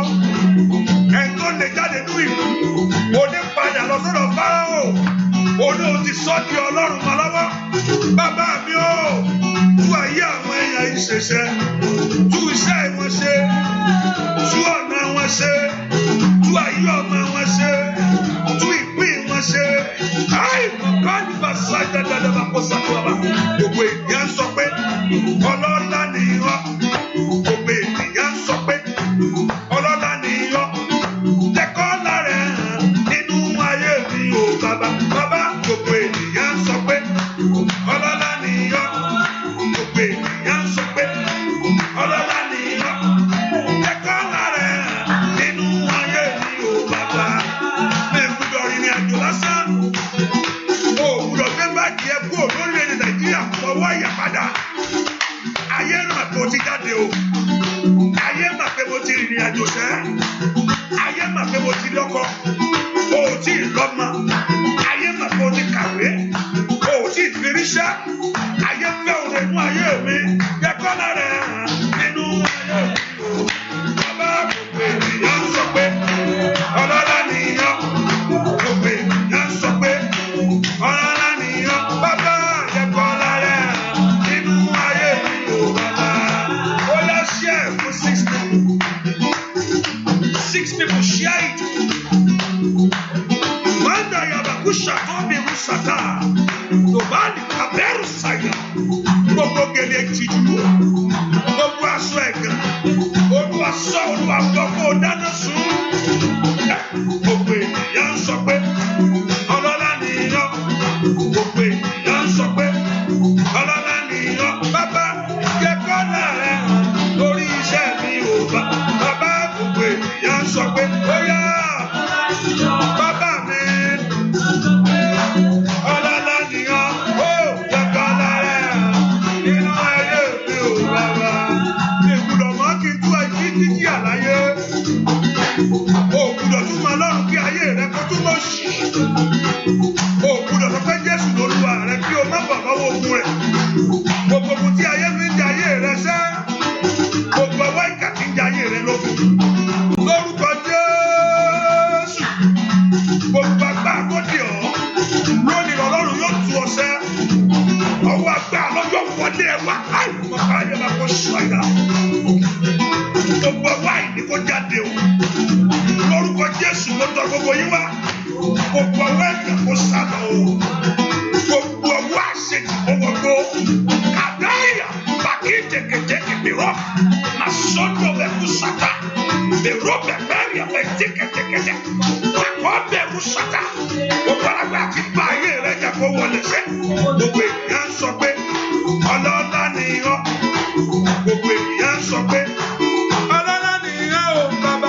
Yẹ kọ́lá rẹ̀ hàn nínú ilé mi o bàbá. Bàbá o gbogbo ènìyàn sọ pé ọlọ́lá ni ọ́. Gbogbo ènìyàn sọ pé ọlọ́lá ni ọ́. Yẹ kọ́lá rẹ̀ hàn nínú ayé mi o. Mi ò fẹ́ bàbá mi ò fẹ́. Mi ò fẹ́ bàbá mi ò fẹ́. Owó lónìí o sì lọ́la o ò fẹ́. Óyá óyá mi ò fẹ́ bàbá mi ò fẹ́. Óyá óyá o mi ò fẹ́ bàbá mi ò fẹ́. Owó lónìí o sì lọ́la o ò fẹ́. Ìgbọ́ lórí ọmọ rẹ ni, lórí iṣẹ́ rẹ ni àdúrà ló ń gbà má wò mìíràn o. Múra kó faraya kó pé Jésù. Bíìlì kàbákàbáyà. Ọjọ́ orí lọ Olódùmarè. mọ́jọ lọ mọ́ mi lọ́wọ́. Gbogbo àgbà tó fi kójú ọjọ́ orí lọ mọ́ lọ́wọ́. Gbogbo àgbà tó fẹ́ kí ìgbà sọnù. Every power that wants to deprive you of God's glory. Mẹ́ta tún dàbàkúta. Mi ò fẹ́, bàbá mi ò fẹ́ o. Mi ò fẹ́, bàbá mi ò fẹ́ o. Lórí ọmọ lórí lọ́la. Oyaya, mi ò fẹ́, bàbá mi ò fẹ́. Mi ò fẹ́, bàbá mi ò fẹ́. Owó lórí òṣì lọ́la. Mi ò fẹ́. Orúkọ Jésù mi tó wáyé sá. Ìwé kò sọ́dà dúwà. Ìwọ òṣì jáde nínú ayé mi o. Ìwọ òṣì jáde nínú ayé mi o. Ọmọlẹ́nu gbàdúrà bó ṣe wáyé. Sọ fún Jésù ìwọ òṣì jáde. Gbogbo àgbà tó yọ òṣì tì mí. Every power kàfàrú ṣàtọ̀ kàfàràbàtà. Ètò yọ òṣì tẹ ayé rẹ sẹ́. Èmi kọ́ eléyìí o. Let that suffering, let that shame depart from your life. Ìwọ òṣì jáde. Ọwọ́ òṣì jáde. Ọwọ́ òṣì jáde. Kí ni àwọn àdó ìbò tó níṣẹ́ gidi tó gbowó tó dá tí ọwọ́ òṣì bá wà ní ayé ẹ̀ á máa gbàlagbà dànù ni. Ó mẹ̀kú bàkú sàtà. Mo gbọ́ ọwọ́ òṣì nínú ayé rẹ lónìí. Nìkan bí kò ṣàyà. Ọwọ́ òṣì nínú ayé ọmọ rẹ lónìí. Ọwọ́ òṣì nínú ilé rẹ lónìí. Every hand of trouble, every hand of disappointment. Ọwọ́ ìjákulẹ̀, ọwọ́ máa láṣeyọrí ní orúkọ Jésù nínú ayé lónìí. Ó yá jáde, ó yá mi ò fẹ́, bàbá mi ò fẹ́ o, bàbá mi ò fẹ́, bàbá mi ò fẹ́ o, owó lò ní o, sì lọ́la. Ó yá mi ò fẹ́, bàbá mi ò fẹ́, mi ò fẹ́, bàbá mi ò fẹ́, owó lò ní o, sì lọ́la.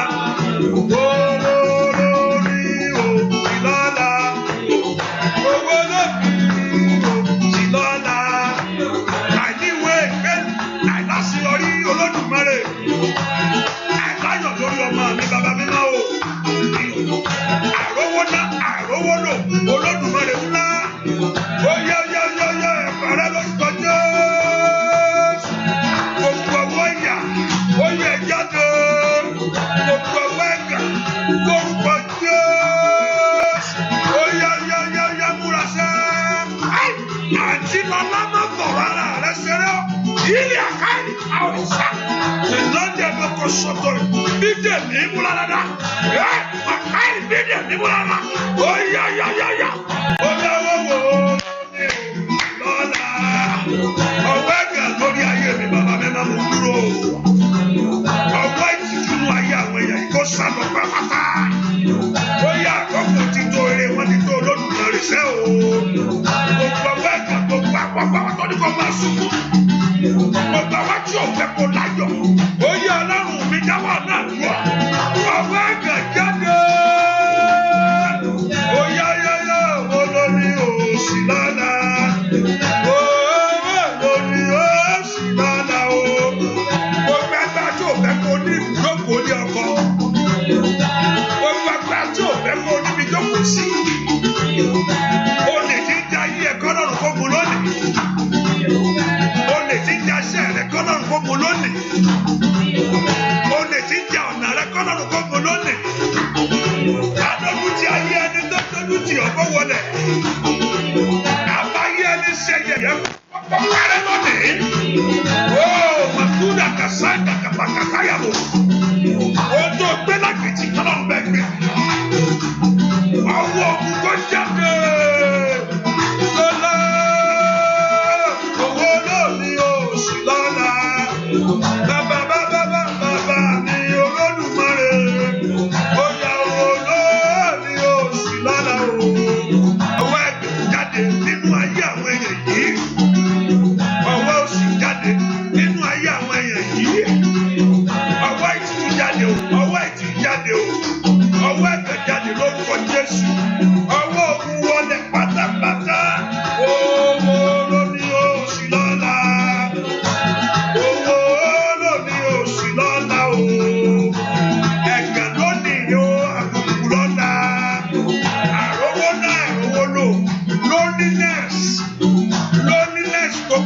ayé rẹ o lórúkọ Jésù. Owó lórí lọ́la.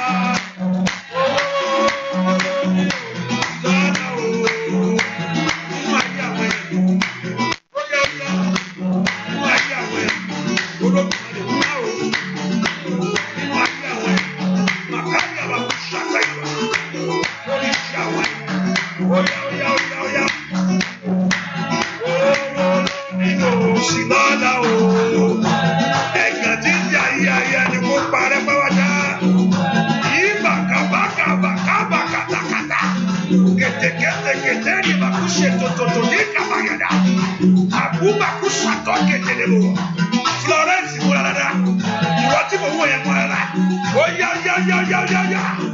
Ìbẹ̀rù sọ̀tọ̀tọ̀ kékeré bò. Ohun tí ayé yánlẹ̀ fún ọ kò ní rí ọmú. Ohun tí ayé dálẹ̀ kò ní rí ọmú. Gbogbo àgbà tó yán òkun lẹ̀ fún ọ. Ní orúkọ Jésù ó já sá. Owó ló ní oṣù lọ́la.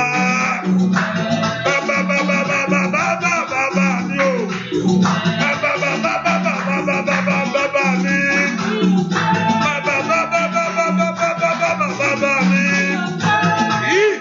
Bakushato. Elene bakushande brako pebuso to yaro. Oh, loni o silala o. Eka loni o silala se. Nínú ayé àwọn èèyàn. Lórí iṣẹ́ àwọn èèyàn yìí. Nínú ilé àwọn èèyàn yìí.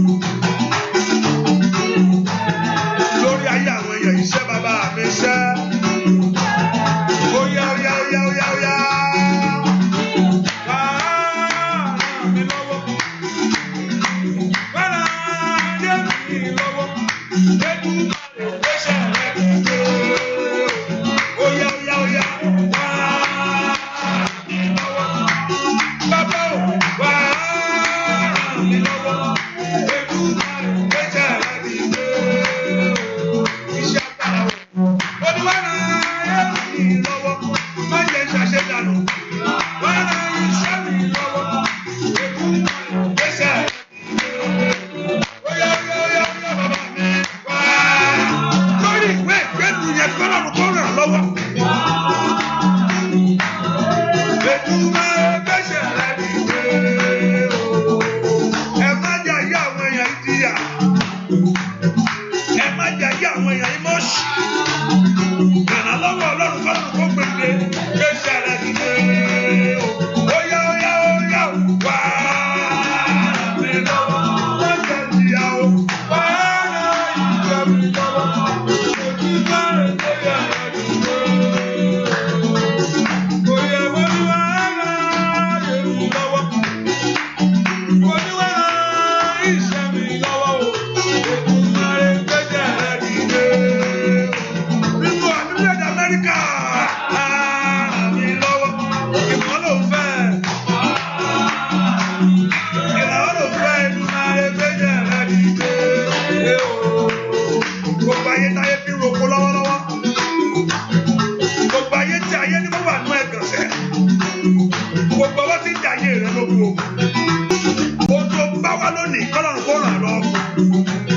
That very thing that you are trusting God and not Jehovah God to help you.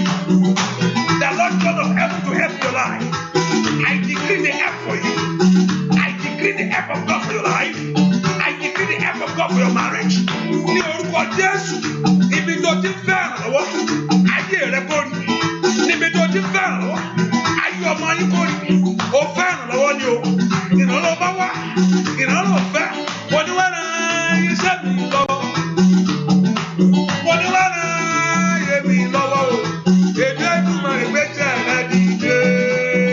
Bàbá mi o, wà mí lọ́wọ́. Ó wà mí lọ́wọ́. Èdè ìgbésẹ̀ rẹ dìde. Ó yá sọ fún Ọlọ́run níbi tó ti ní ìrànlọ́wọ́ yẹn. Tell God where you need the help. Tell the Lord where you need that very help. Sọ fún Ọlọ́run níbi tó ti fẹ́ ìrànlọ́wọ́. Lórí ọmọ ló ti ń fẹ́ ní o. Lórí ìgbéyàwó ni. Where you need the help, begin to tell the Lord right now. Open your mouth and pray. Open ògbógbó táyé pé pamọ́ Olúwa bá gbé jáde Masunda Kaperu ṣètò ìkẹtẹ Olúwa bá bẹ̀rẹ̀ ayé àwọn èèyàn lọ́wọ́ o má jẹ́ wá lásán má jẹ́ wá lásán o má jẹ́ wá lásán o sọ mí dàda ayọ̀ lónìí má jẹ́ wá lásán o sọ mí dàda ayọ̀ lónìí o pàdé mi lọ́nà ìyanu Olúwa bàbá pàdé mi lọ́nà ìyanu Olúwa pàdé mi lọ́nà ìyanu Olúwa bàbá pàdé mi lọ́nà ìyanu Olúwa pàdé mi lọ́nà ìyanu Olúwa óyá óyá má jẹ́ wá lásán o sọ mí dàda ayọ̀ lónìí má jẹ́ wá lásán o sọ mí dàda ayọ̀ lónìí o pàdé mi lọ́nà ìyanu Olúwa lórúkọ Jésù gbogbo èèyàn tí gbọ́ mi lọ́wọ́lọ́wọ́ mo pàṣẹ Ọlọ́run tó rán mi níṣẹ́ kó dé sí yín o Ọlọ́run tó rán mi níṣẹ́ kó fara rẹ̀ Ọlọ́run tó rán mi níṣẹ́ fara rẹ̀ àwọn èèyàn ti dédé ayé ẹ o lọ gbogbo èèyàn tí gbọ́ mi kó lóa kó pàdé yín o lórúkọ Jésù ẹ sọ fún Ọlọ́run Olúwa pàdé ayé mi màkàbà kú sọ́tò tó ní kẹlẹ́bọ̀ màsúdà pàrú sọ́tò ní kaba óyá óyá pàdé mi lọ́nà ìyanu Olúwa bàbá pàdé mi lọ́nà ìyanu Ọlọ́run pàdé mi lọ́nà ìyanu Olúwa pàdé mi lọ́nà ìyanu Olúwa bàbá má jẹ́ wá lásán o sọ mí dàda ayọ̀ lónìí má jẹ́ wá lásán o sọ mí dàda ayọ̀ lónìí o pàdé mi lọ́nà ìyanu óyá óyá pàdé mi lọ́nà ìyanu Olúwa óyá óyá pàdé mi lọ́nà ìyanu óyá óyá pàdé mi lọ́nà ìyanu óyá pàdé mi lọ́nà sọ bẹ́ẹ̀ ó ṣàní ìjọba pàdé mi lọ́nà ìyanu Olúwa óyá óyá pàdé mi lọ́nà ìyanu Olúwa pàdé mi lọ́nà ìyanu Olúwa pàdé mi lọ́nà ìyanu Olúwa bàbá pàdé mi lọ́nà ìyanu Olúwa ẹ porúkọ Jésù títóbi agbára rẹ lónìí the power of your God yóò farahàn ní ìrìn àjò ayé mi ẹjá du àgbà fún mi ẹjá ló ṣáà sọ blessing ẹ má lò jẹbi tàná say amen let me know that it's working olórí àkókò ayọ̀ wherever you are listening to me ẹ porúkọ Jésù ẹ jẹ́ kí ìyanu mi ṣe let my miracle manifest to me ẹ pàdé ìwọ ní kí èèyàn máa gbàdúrà kí èèyàn máa rí nǹkan kan I don't think that's how God designed it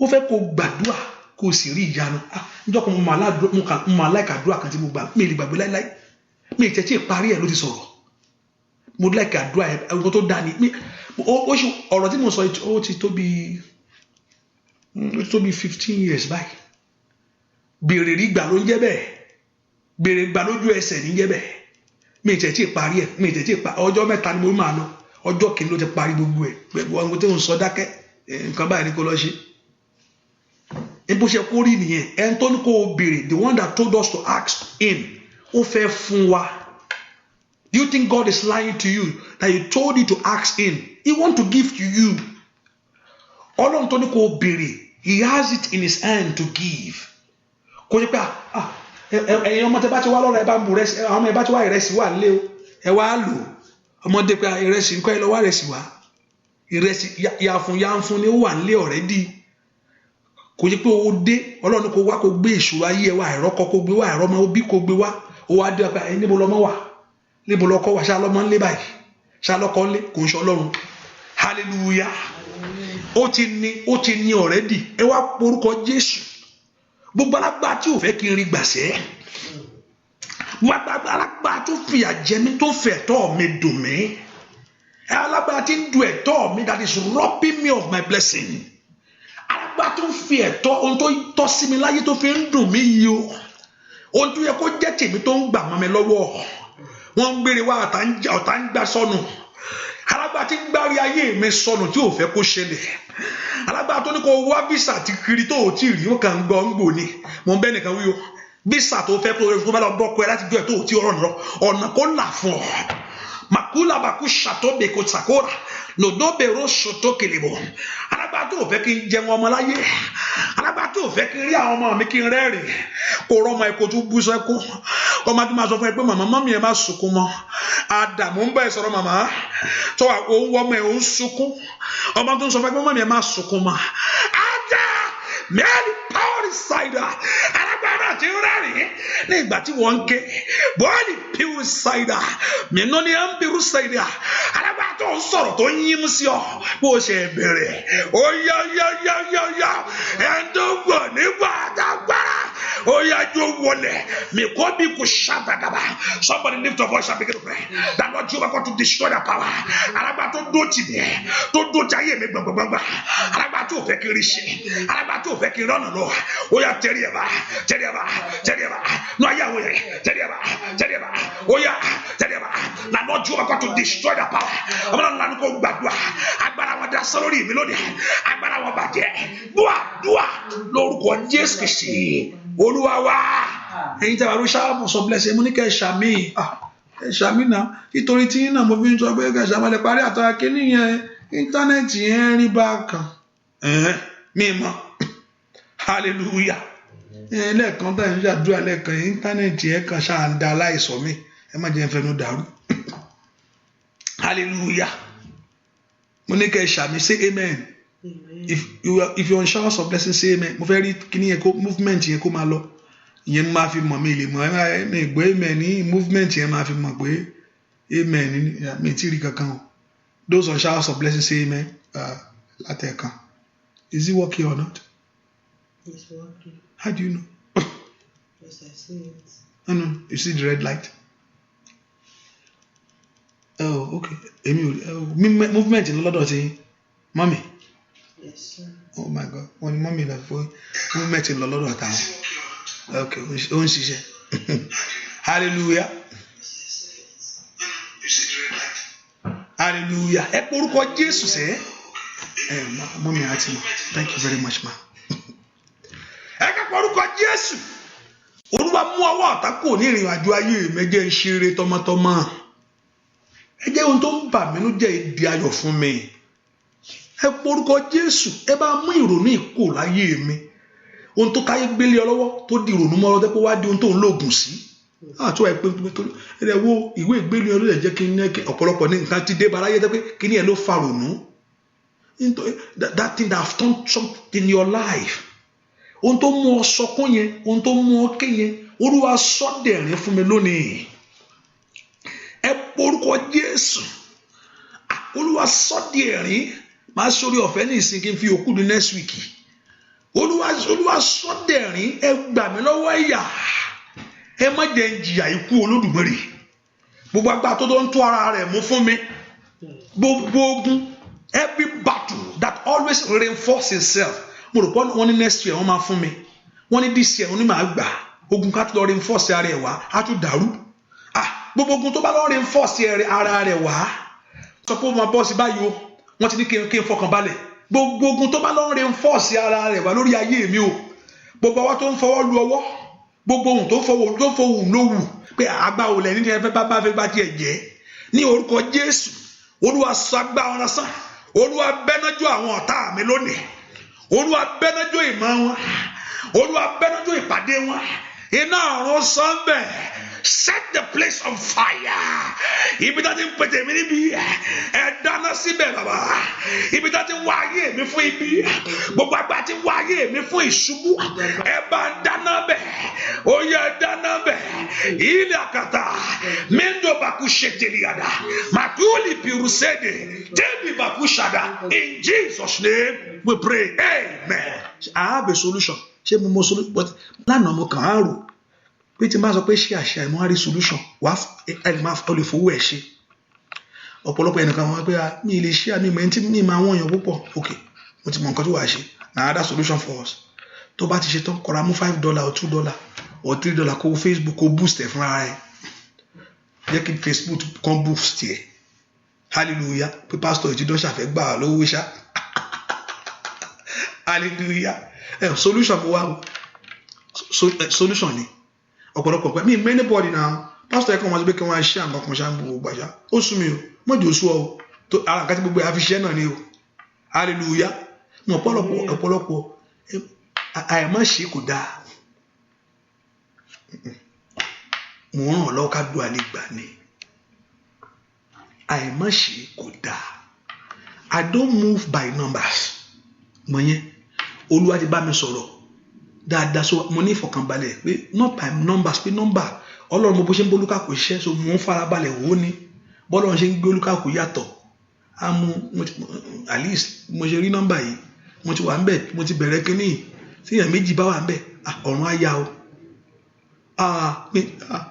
kọlọ̀ǹda pé I don't know ọ̀run á yá kó ẹ̀dọ́ ẹ gángan máa wò nú ilé ẹ bẹ́ẹ̀ ni mo wí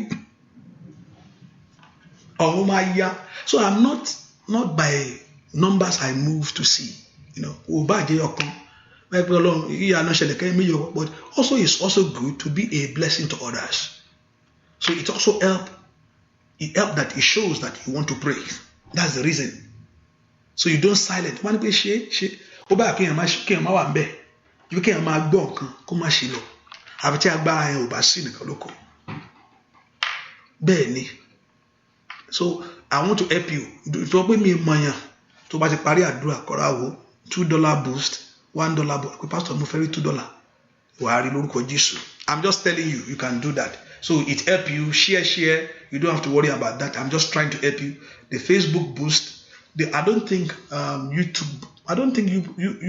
YouTube man boost nǹkan I don't think so àwọn òkè ṣe so you use those on YouTube you share it but on those on Facebook you can boost it or you can do party watch party you can party hallelujah ẹni party Ọlọ́run kò ṣe corona gbé yín jókòó sílé nìsín Ọlọ́run á gbé yín jáde láìpẹ́ yìí ẹ ṣàmì ẹ bá ṣàmì dáadáa gbogbo ẹ tí corona gbé pamọ́ tí wọ́n jọ rí party ṣe Olódùmarè bá ń gbé wọn jáde kíákíá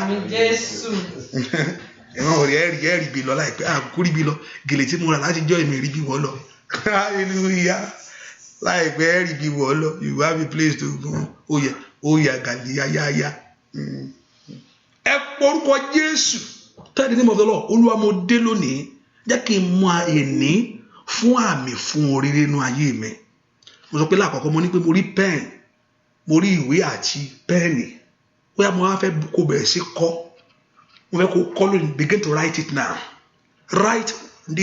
ẹ bẹ̀rẹ̀ sí kọ́ ẹ má fọ̀rọ̀ yìí ṣeré o ẹ bẹ̀rẹ̀ sí kọ́ ń tẹ́ fẹ́ ohun tí mo fẹ́ rè Olúwa mo kọ́ eléyìí tó yẹ pé lóòótọ́ ló sọ pé o wà níbi tí méjì tàbí tẹ́mẹ́wà tẹ́ pé lóòótọ́ ìwọ ló rán mi tẹ́ pé olóòótọ́ ló pé wọ́n sọ kí máa iwájú kó máa sọ̀rọ̀ tó ń sọ yìí tẹ́ pé máa yóò rán ara ẹ̀ mo fẹ́ ìyanu báyìí tó o bá fi àkókò sí ìyanu àṣẹlọ on the 15th ǹjẹ́ o lọ on the 15th ẹ bá mi wò ìyanu kò ṣẹlẹ̀ ní ayé ẹ mi mẹ́tí 15 mi mọ́ bí tí mo bá dé 15 lórúkọ Jésù ìyanu kò ṣẹlẹ̀ ó lè ti àti yẹ́ lómi bá gbọ́n ìdárúkọ 15 lóṣù yìí àti yíyẹ ìyanu kò ṣẹlẹ̀ ní ayé rẹ ọwọ́ Ọlọ́run kò kàn ọ́ ní orúkọ Jésù Ọlọ́run kò gbé orí yín sókè let great things begin in your life gbogbo ẹ̀yin àti wà ní àdúrà yìí ọ̀rọ̀ yín kó látúnṣe Olúwa kó ràn yín lọ́wọ́ Olúwa kó gbè yín níjà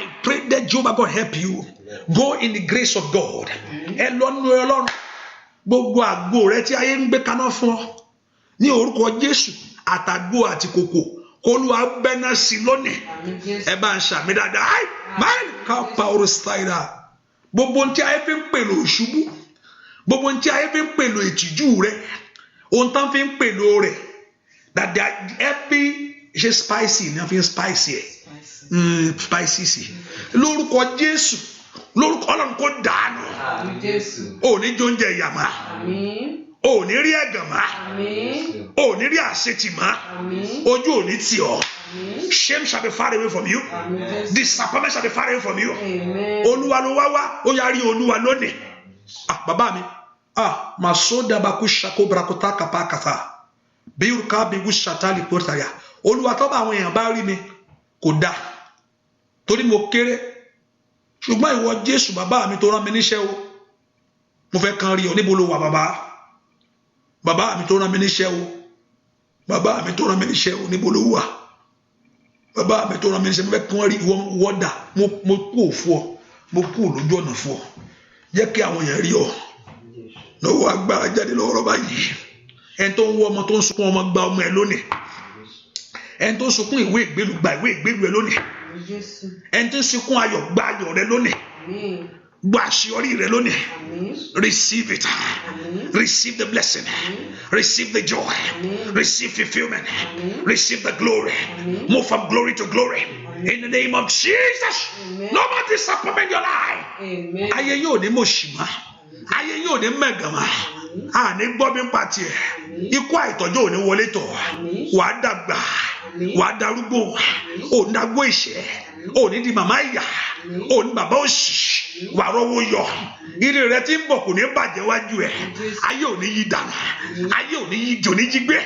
We have received the blessing. Go in God's glory. Amen. So shall it be. Amen. In Jesus' name we pray. Amen. Can somebody shout hallelujah? Hallelujah. Hallelujah. Hallelujah. Hallelujah. Hallelujah. Hallelujah. Hallelujah. Hallelujah. Hallelujah. Hallelujah. Hallelujah. Hallelujah. Hallelujah. Hallelujah. Hallelujah. Hallelujah. Hallelujah. Hallelujah. Hallelujah. Let's clap for Jesus. Praise the Lord. Hallelujah. Next week, lágbà Ọlọ́run, I told you mo sọ please ẹ jẹ́ kí mo yẹn sọ kó tó lọ sọ fún àwọn èèyàn nípa àdúrà yìí. Ẹ jẹ́ ká mú share yẹn sẹ́gbẹ̀ kan. I don't want to go that route. Nurse lọ́tẹ̀ ń bà àwẹ̀ máa wà nú ẹ̀. Ohun tó fẹ́ kó ṣe fún mi ni pé get your if tó bá ṣe é ṣe tó o bá ní èmi stand in the gap. Ohun tó I will stand in the gap for you. A padlock kọ́kọ́rọ́ padlock ó lè jẹ́ ọkàn. Ṣùgbọ́n láti òní mo fẹ́ kó wá ohun tó tún kọ ẹ̀ tó ń sọ write it down. Á bẹ̀rẹ̀ sí ṣí ohun tí ayé tì. Olúwa ní pé àfi tí kọ́kọ́rọ́ yẹn bá ṣí oko tó lè rí kíní yẹn. Ẹni tó sì ní kọ́kọ́rọ́ wà á ṣe fún ẹ. Mi mẹ́ta àdúrà mọ̀ pé àdúrà yẹn wà fún ẹnìkan. I know that. Pé kọ́kọ́rọ́ yẹn láti ṣí. Kọ́kọ́rọ́ yẹn láti ṣí. Kọ́kọ́rọ́ yẹn láti ṣí. And secondly, bó tó rántí nìsín. Ọ̀rọ̀ àwa ohun tó bá dùn dání. Ohun tó máa ń dùn lẹ́nu. Kò bá jẹ́ súwìtì. Gúdígúdí. Ta ló gúdígúdí rí? Ẹ ló gúdígúdí rí àbí? Gúdígúdí tí wà lápò rẹ̀ wọ́ ọmọ yìí. Praise the Lord. Ohun tó dùn kò bá jẹ́ sweet. Ó nídìí. I don't know. I told you 3 weeks ago I just been having that thing. Gúdígúdí kò bá jẹ́ sugar kò bá jẹ́ oyin. It's okay. Ó lè jẹ́ oyin tó dùn. Mi tí mo nǹkan tó àfi ṣe pé nígbà tó ń gbàdúrà 3 weeks ago. I don't know. Àmì ẹ̀mẹ́ tí gbàgbé wọn pé Ọlọ́run wọn pé gbàgbé ẹlòmíràn Ọlọ́run fẹ́ràn lọ́wọ́. I know that. Alágúdígúdí èmi gbọ́ Ọlọ́run gbọ́. Wọ́n lọ bá lẹ̀ sí kí n lágúdígúdí ń lágúdígúdí náà ni. Hallelujah. Praise the Lord.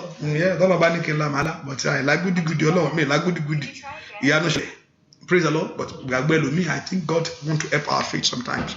The Lord Jehovah God will help us in Jesus' name. Amen. So and secondly, please if you want to be a blessing more pé àwa náà I told you the reason mo fẹ́ hold on maybe kó di parí ọdún kó ṣe pé ká tó dáwọ́lé ọ̀rọ̀ equipment I need but ìgbà tó sì ti ṣẹlẹ̀ báyìí ẹ má bínú whatever God has laid upon your hand for this equipment we can do that quickly mo fẹ́ ká kí n ti parí ọ̀rọ̀ yìí even I just want to mo bẹ́ẹ̀ nìkan sọ pé mi ì tẹ́ láì mo ṣe ń tẹnu mọ́ ọ̀rọ̀ owó mo ń tẹnu mọ́ ọ̀rọ̀ owó yìí mo fẹ́ kọ́ ọ̀rọ̀ yìí ti yanjú so at least a ti ní maybe 1,500 àbí ó yẹ kó tó wá fáwọn and we are going 3,000 and 2,700 and something ni mo rò pé tó wà máa tax ẹ̀ máa wò gbẹ mo lè gbàdúrà fún gbẹ yín tẹ́tí náwó jáde yẹn lórúkọ Jésù ọ̀run kó dá yín lóhùn ó máa mú iṣẹ́ mi rọrùn ni kò ṣe pé bóyá pé kíní mo ní kọ̀ǹpútà nílé mo ní nílé o bẹ́ẹ̀ ni mo sọ hallelujah. Hallelujah. So it's not that I need a computer for it, but I need a computer to work to make things easy, So that's what the purpose, like so. And mo lè sọ pé mo ti bá débi tó pé ó yẹ kó ti di pé kí n pè kẹ́ dáhùn kọ́lọ́run fún yín lórí ọ̀fẹ́ kẹ́ dáhùn ni so ó yẹ kéèyàn move to another level pé kéèyàn pastor tún sáré kiri ẹ kò ti come to another level of tó bá ṣe pé mo ṣe sáré kiri pé pastor ẹ jẹ́ kò dá hallelujah kò dá I know that Lord Jehovah God will do great things for you and also if you want to do that for easy information okay what's that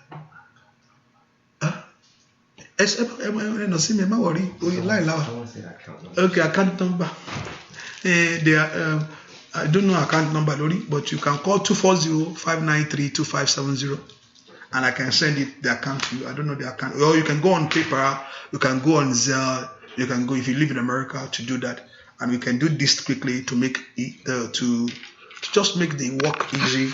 Also, you can do Cash App to do this. And also, if you want to be in Nigeria, you can do my exchange here, dollar for naira. Are you out? The Lord Jehovah God will bless you. Ọlọ́run Ísírẹ́lì, ohun tó ṣe nú ayé àwọn èèyàn yìí, báwo ló ṣe mọ̀ pé iwájú ẹ̀ ló wà? Àfi tán bá rí ìyanu ni. Báwo la ṣe kó bá ìwọ Ọlọ́run pàdé? Àfi tán bá rí ọ. Pé mo dẹ̀ bèrè mo wá ní kí lè ní èní ní kí lè ní ẹ bá mo kí ni déètì ní èní ní 6 èní lọ́jọ́ 6 oṣù 5 táwọn èèyàn bá dé tó bá rí ìwọ Ọlọ́run oṣù 5 àbí oṣù 6 6 táwọn èèyàn bá rí ìyanu ìwọ Ọlọ́run ẹni tó wọ ọmọ kó wá rọmọ bí ẹni tó wọkọ̀ kó wá rọkọ̀ ẹni tó wá ń wá ìwé ìgbélú kí wọ́n á fún wa pé ìwé ìgbélú yẹn àwọn ti fún ẹ. Ẹni tó ń wá ilé tó wá rí ilé ẹni tó ń wá ìwòsàn those that whatever thing they are trusting you for tó bá rí olúmọ máa mú wọn dùn ọkàn wa balẹ̀ àwọn tó wá mọ̀ ẹ́ pé Ọlọ́run ni ọ́. Mósè bọ́ sọ̀rọ̀ lọ́jọ́ yẹn ó máa dẹ̀ gbọ́ sí lẹ́nu ó ní má pa àwọn èèyàn irun ó ní dá wọn sí ó sì gbọ́ràn sí Mósè lẹ́nu ìwọ Ọlọ́run Ísírẹ́lì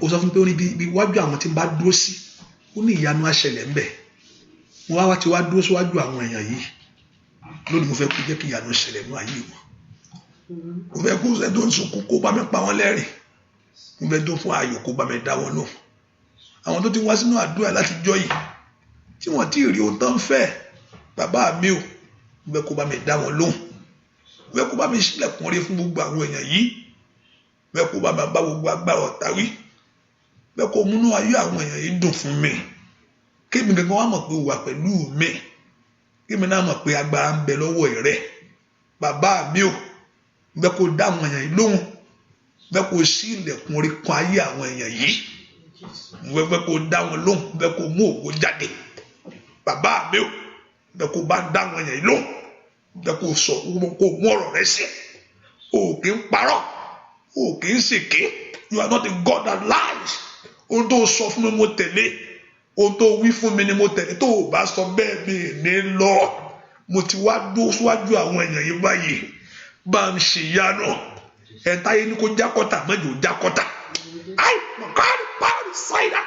ẹ̀ta yìí ń dààmú lórúkọ Jésù mú ìyanu lé ọ̀rọ̀ lónìí gbogbo ẹni tí ń bẹnu àdúrà yìí ẹgbàre yìí lónìí God in the blessing of God alágbára tó ń dó síwájú ẹ kó ṣubú yányányá ìyanu yìí kó ṣẹlẹ̀ bẹ́ẹ̀ ni ó sì rí Jésù Olúwa wa àmín àmín àmín lórúkọ Jésù mo ti ṣorí ọ̀fẹ́ lè má lọ ayọ̀ mi yóò pọ̀ lápọ̀ jù account number 240 Satanda you can only call me I don't know it me Masori call 240-593 mi ti mọ nọ́mbà mi mọ́ ẹ bá ń sọ 2570 you call me text me or as you are Facebook on that Facebook text me send this I don't know it I don't know ayọ̀ mi yóò pọ̀ lápọ̀ jù ayọ̀ mi yóò pọ̀ lápọ̀ jù ọ̀gá ògo ti dá mi láre ayọ̀ mi yóò pọ̀ lápọ̀ ayọ̀ mi yóò pọ̀ lápọ̀ jù ayọ̀ mi yóò pọ̀ lápọ̀ ògo ti dá mi láre. Ó ayọ̀ mi yóò pọ̀ lápọ̀. Oríire mi ti dé. Ayọ̀ mi yóò pọ̀ lápọ̀ jù. Ayọ̀ mi yóò pọ̀ lápọ̀ jù. Ọ̀gá ògo ti dá mi láre. Ayọ̀ mi yóò yá. Ayọ̀ mi yóò pọ̀ lápọ̀ jù. Ayọ̀ mi yóò pọ̀ lápọ̀ jù. Ọ̀gá ògo ti dá mi láre. Ayọ̀ mi yóò pọ̀. Oríire mi ti dé. Ayọ̀ mi yóò pọ̀ lápọ̀ jù. Ayọ̀ rẹ yóò pọ̀ lápọ̀ jù. Ọ̀gá ògo ti dá mi láre. Ayọ̀ mi yóò pọ̀ lápọ̀.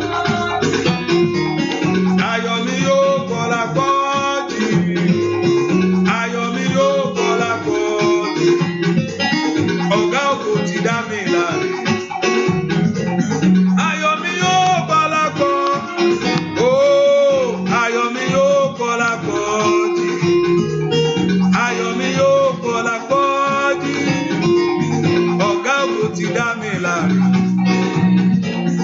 Ayọ̀ mi yóò pọ̀ lápọ̀ jù. Bàbá máa gbé Jésù ga.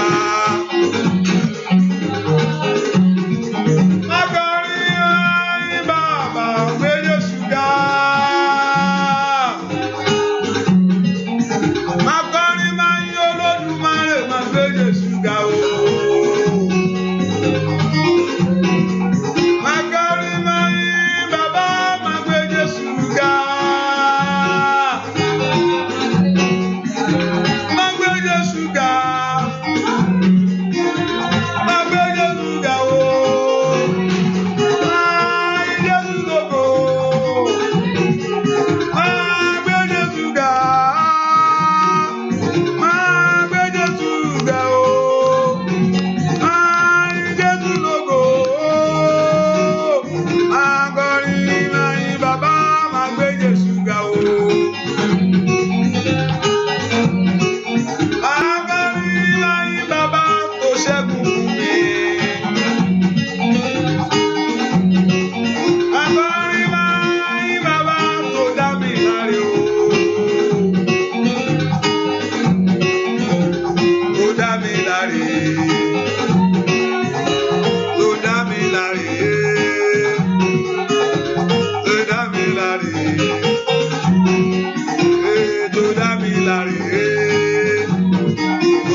Tó dá mi láre. Tó dá mi láre. Tó dá mi láre. Tó dá mi láre. Tó dá mi láre. Tó dá mi láre. Tó dá mi láre. Tó dá mi láre. Tó dá mi láre. Akọrin máa yìn bàbá tó ṣẹ́gun fún mi. Akọrin máa yìn bàbá tó dá mi láre. Ẹ ṣé o, thank you for coming o. Thank you, God bless you. Ìyanu ẹ̀ṣẹ̀lẹ̀ ẹ ṣé o. God bless you for coming. See you and make sure you write your name. Write on that padlock, please write your name. That's why I don't write your name to one place. Gbogbo tó bá forúkọ rẹ sí, Ọlọ́run yóò fún ọ ní ìṣẹ́gun. Ẹ dúpẹ́ fún ìṣẹ́gun èní o. O ti rí ìṣẹ́gun lónìí. Wàá sì rí èsì ayọ̀. God bless you. Thank you for coming. Bye bye. God bless you. Bye.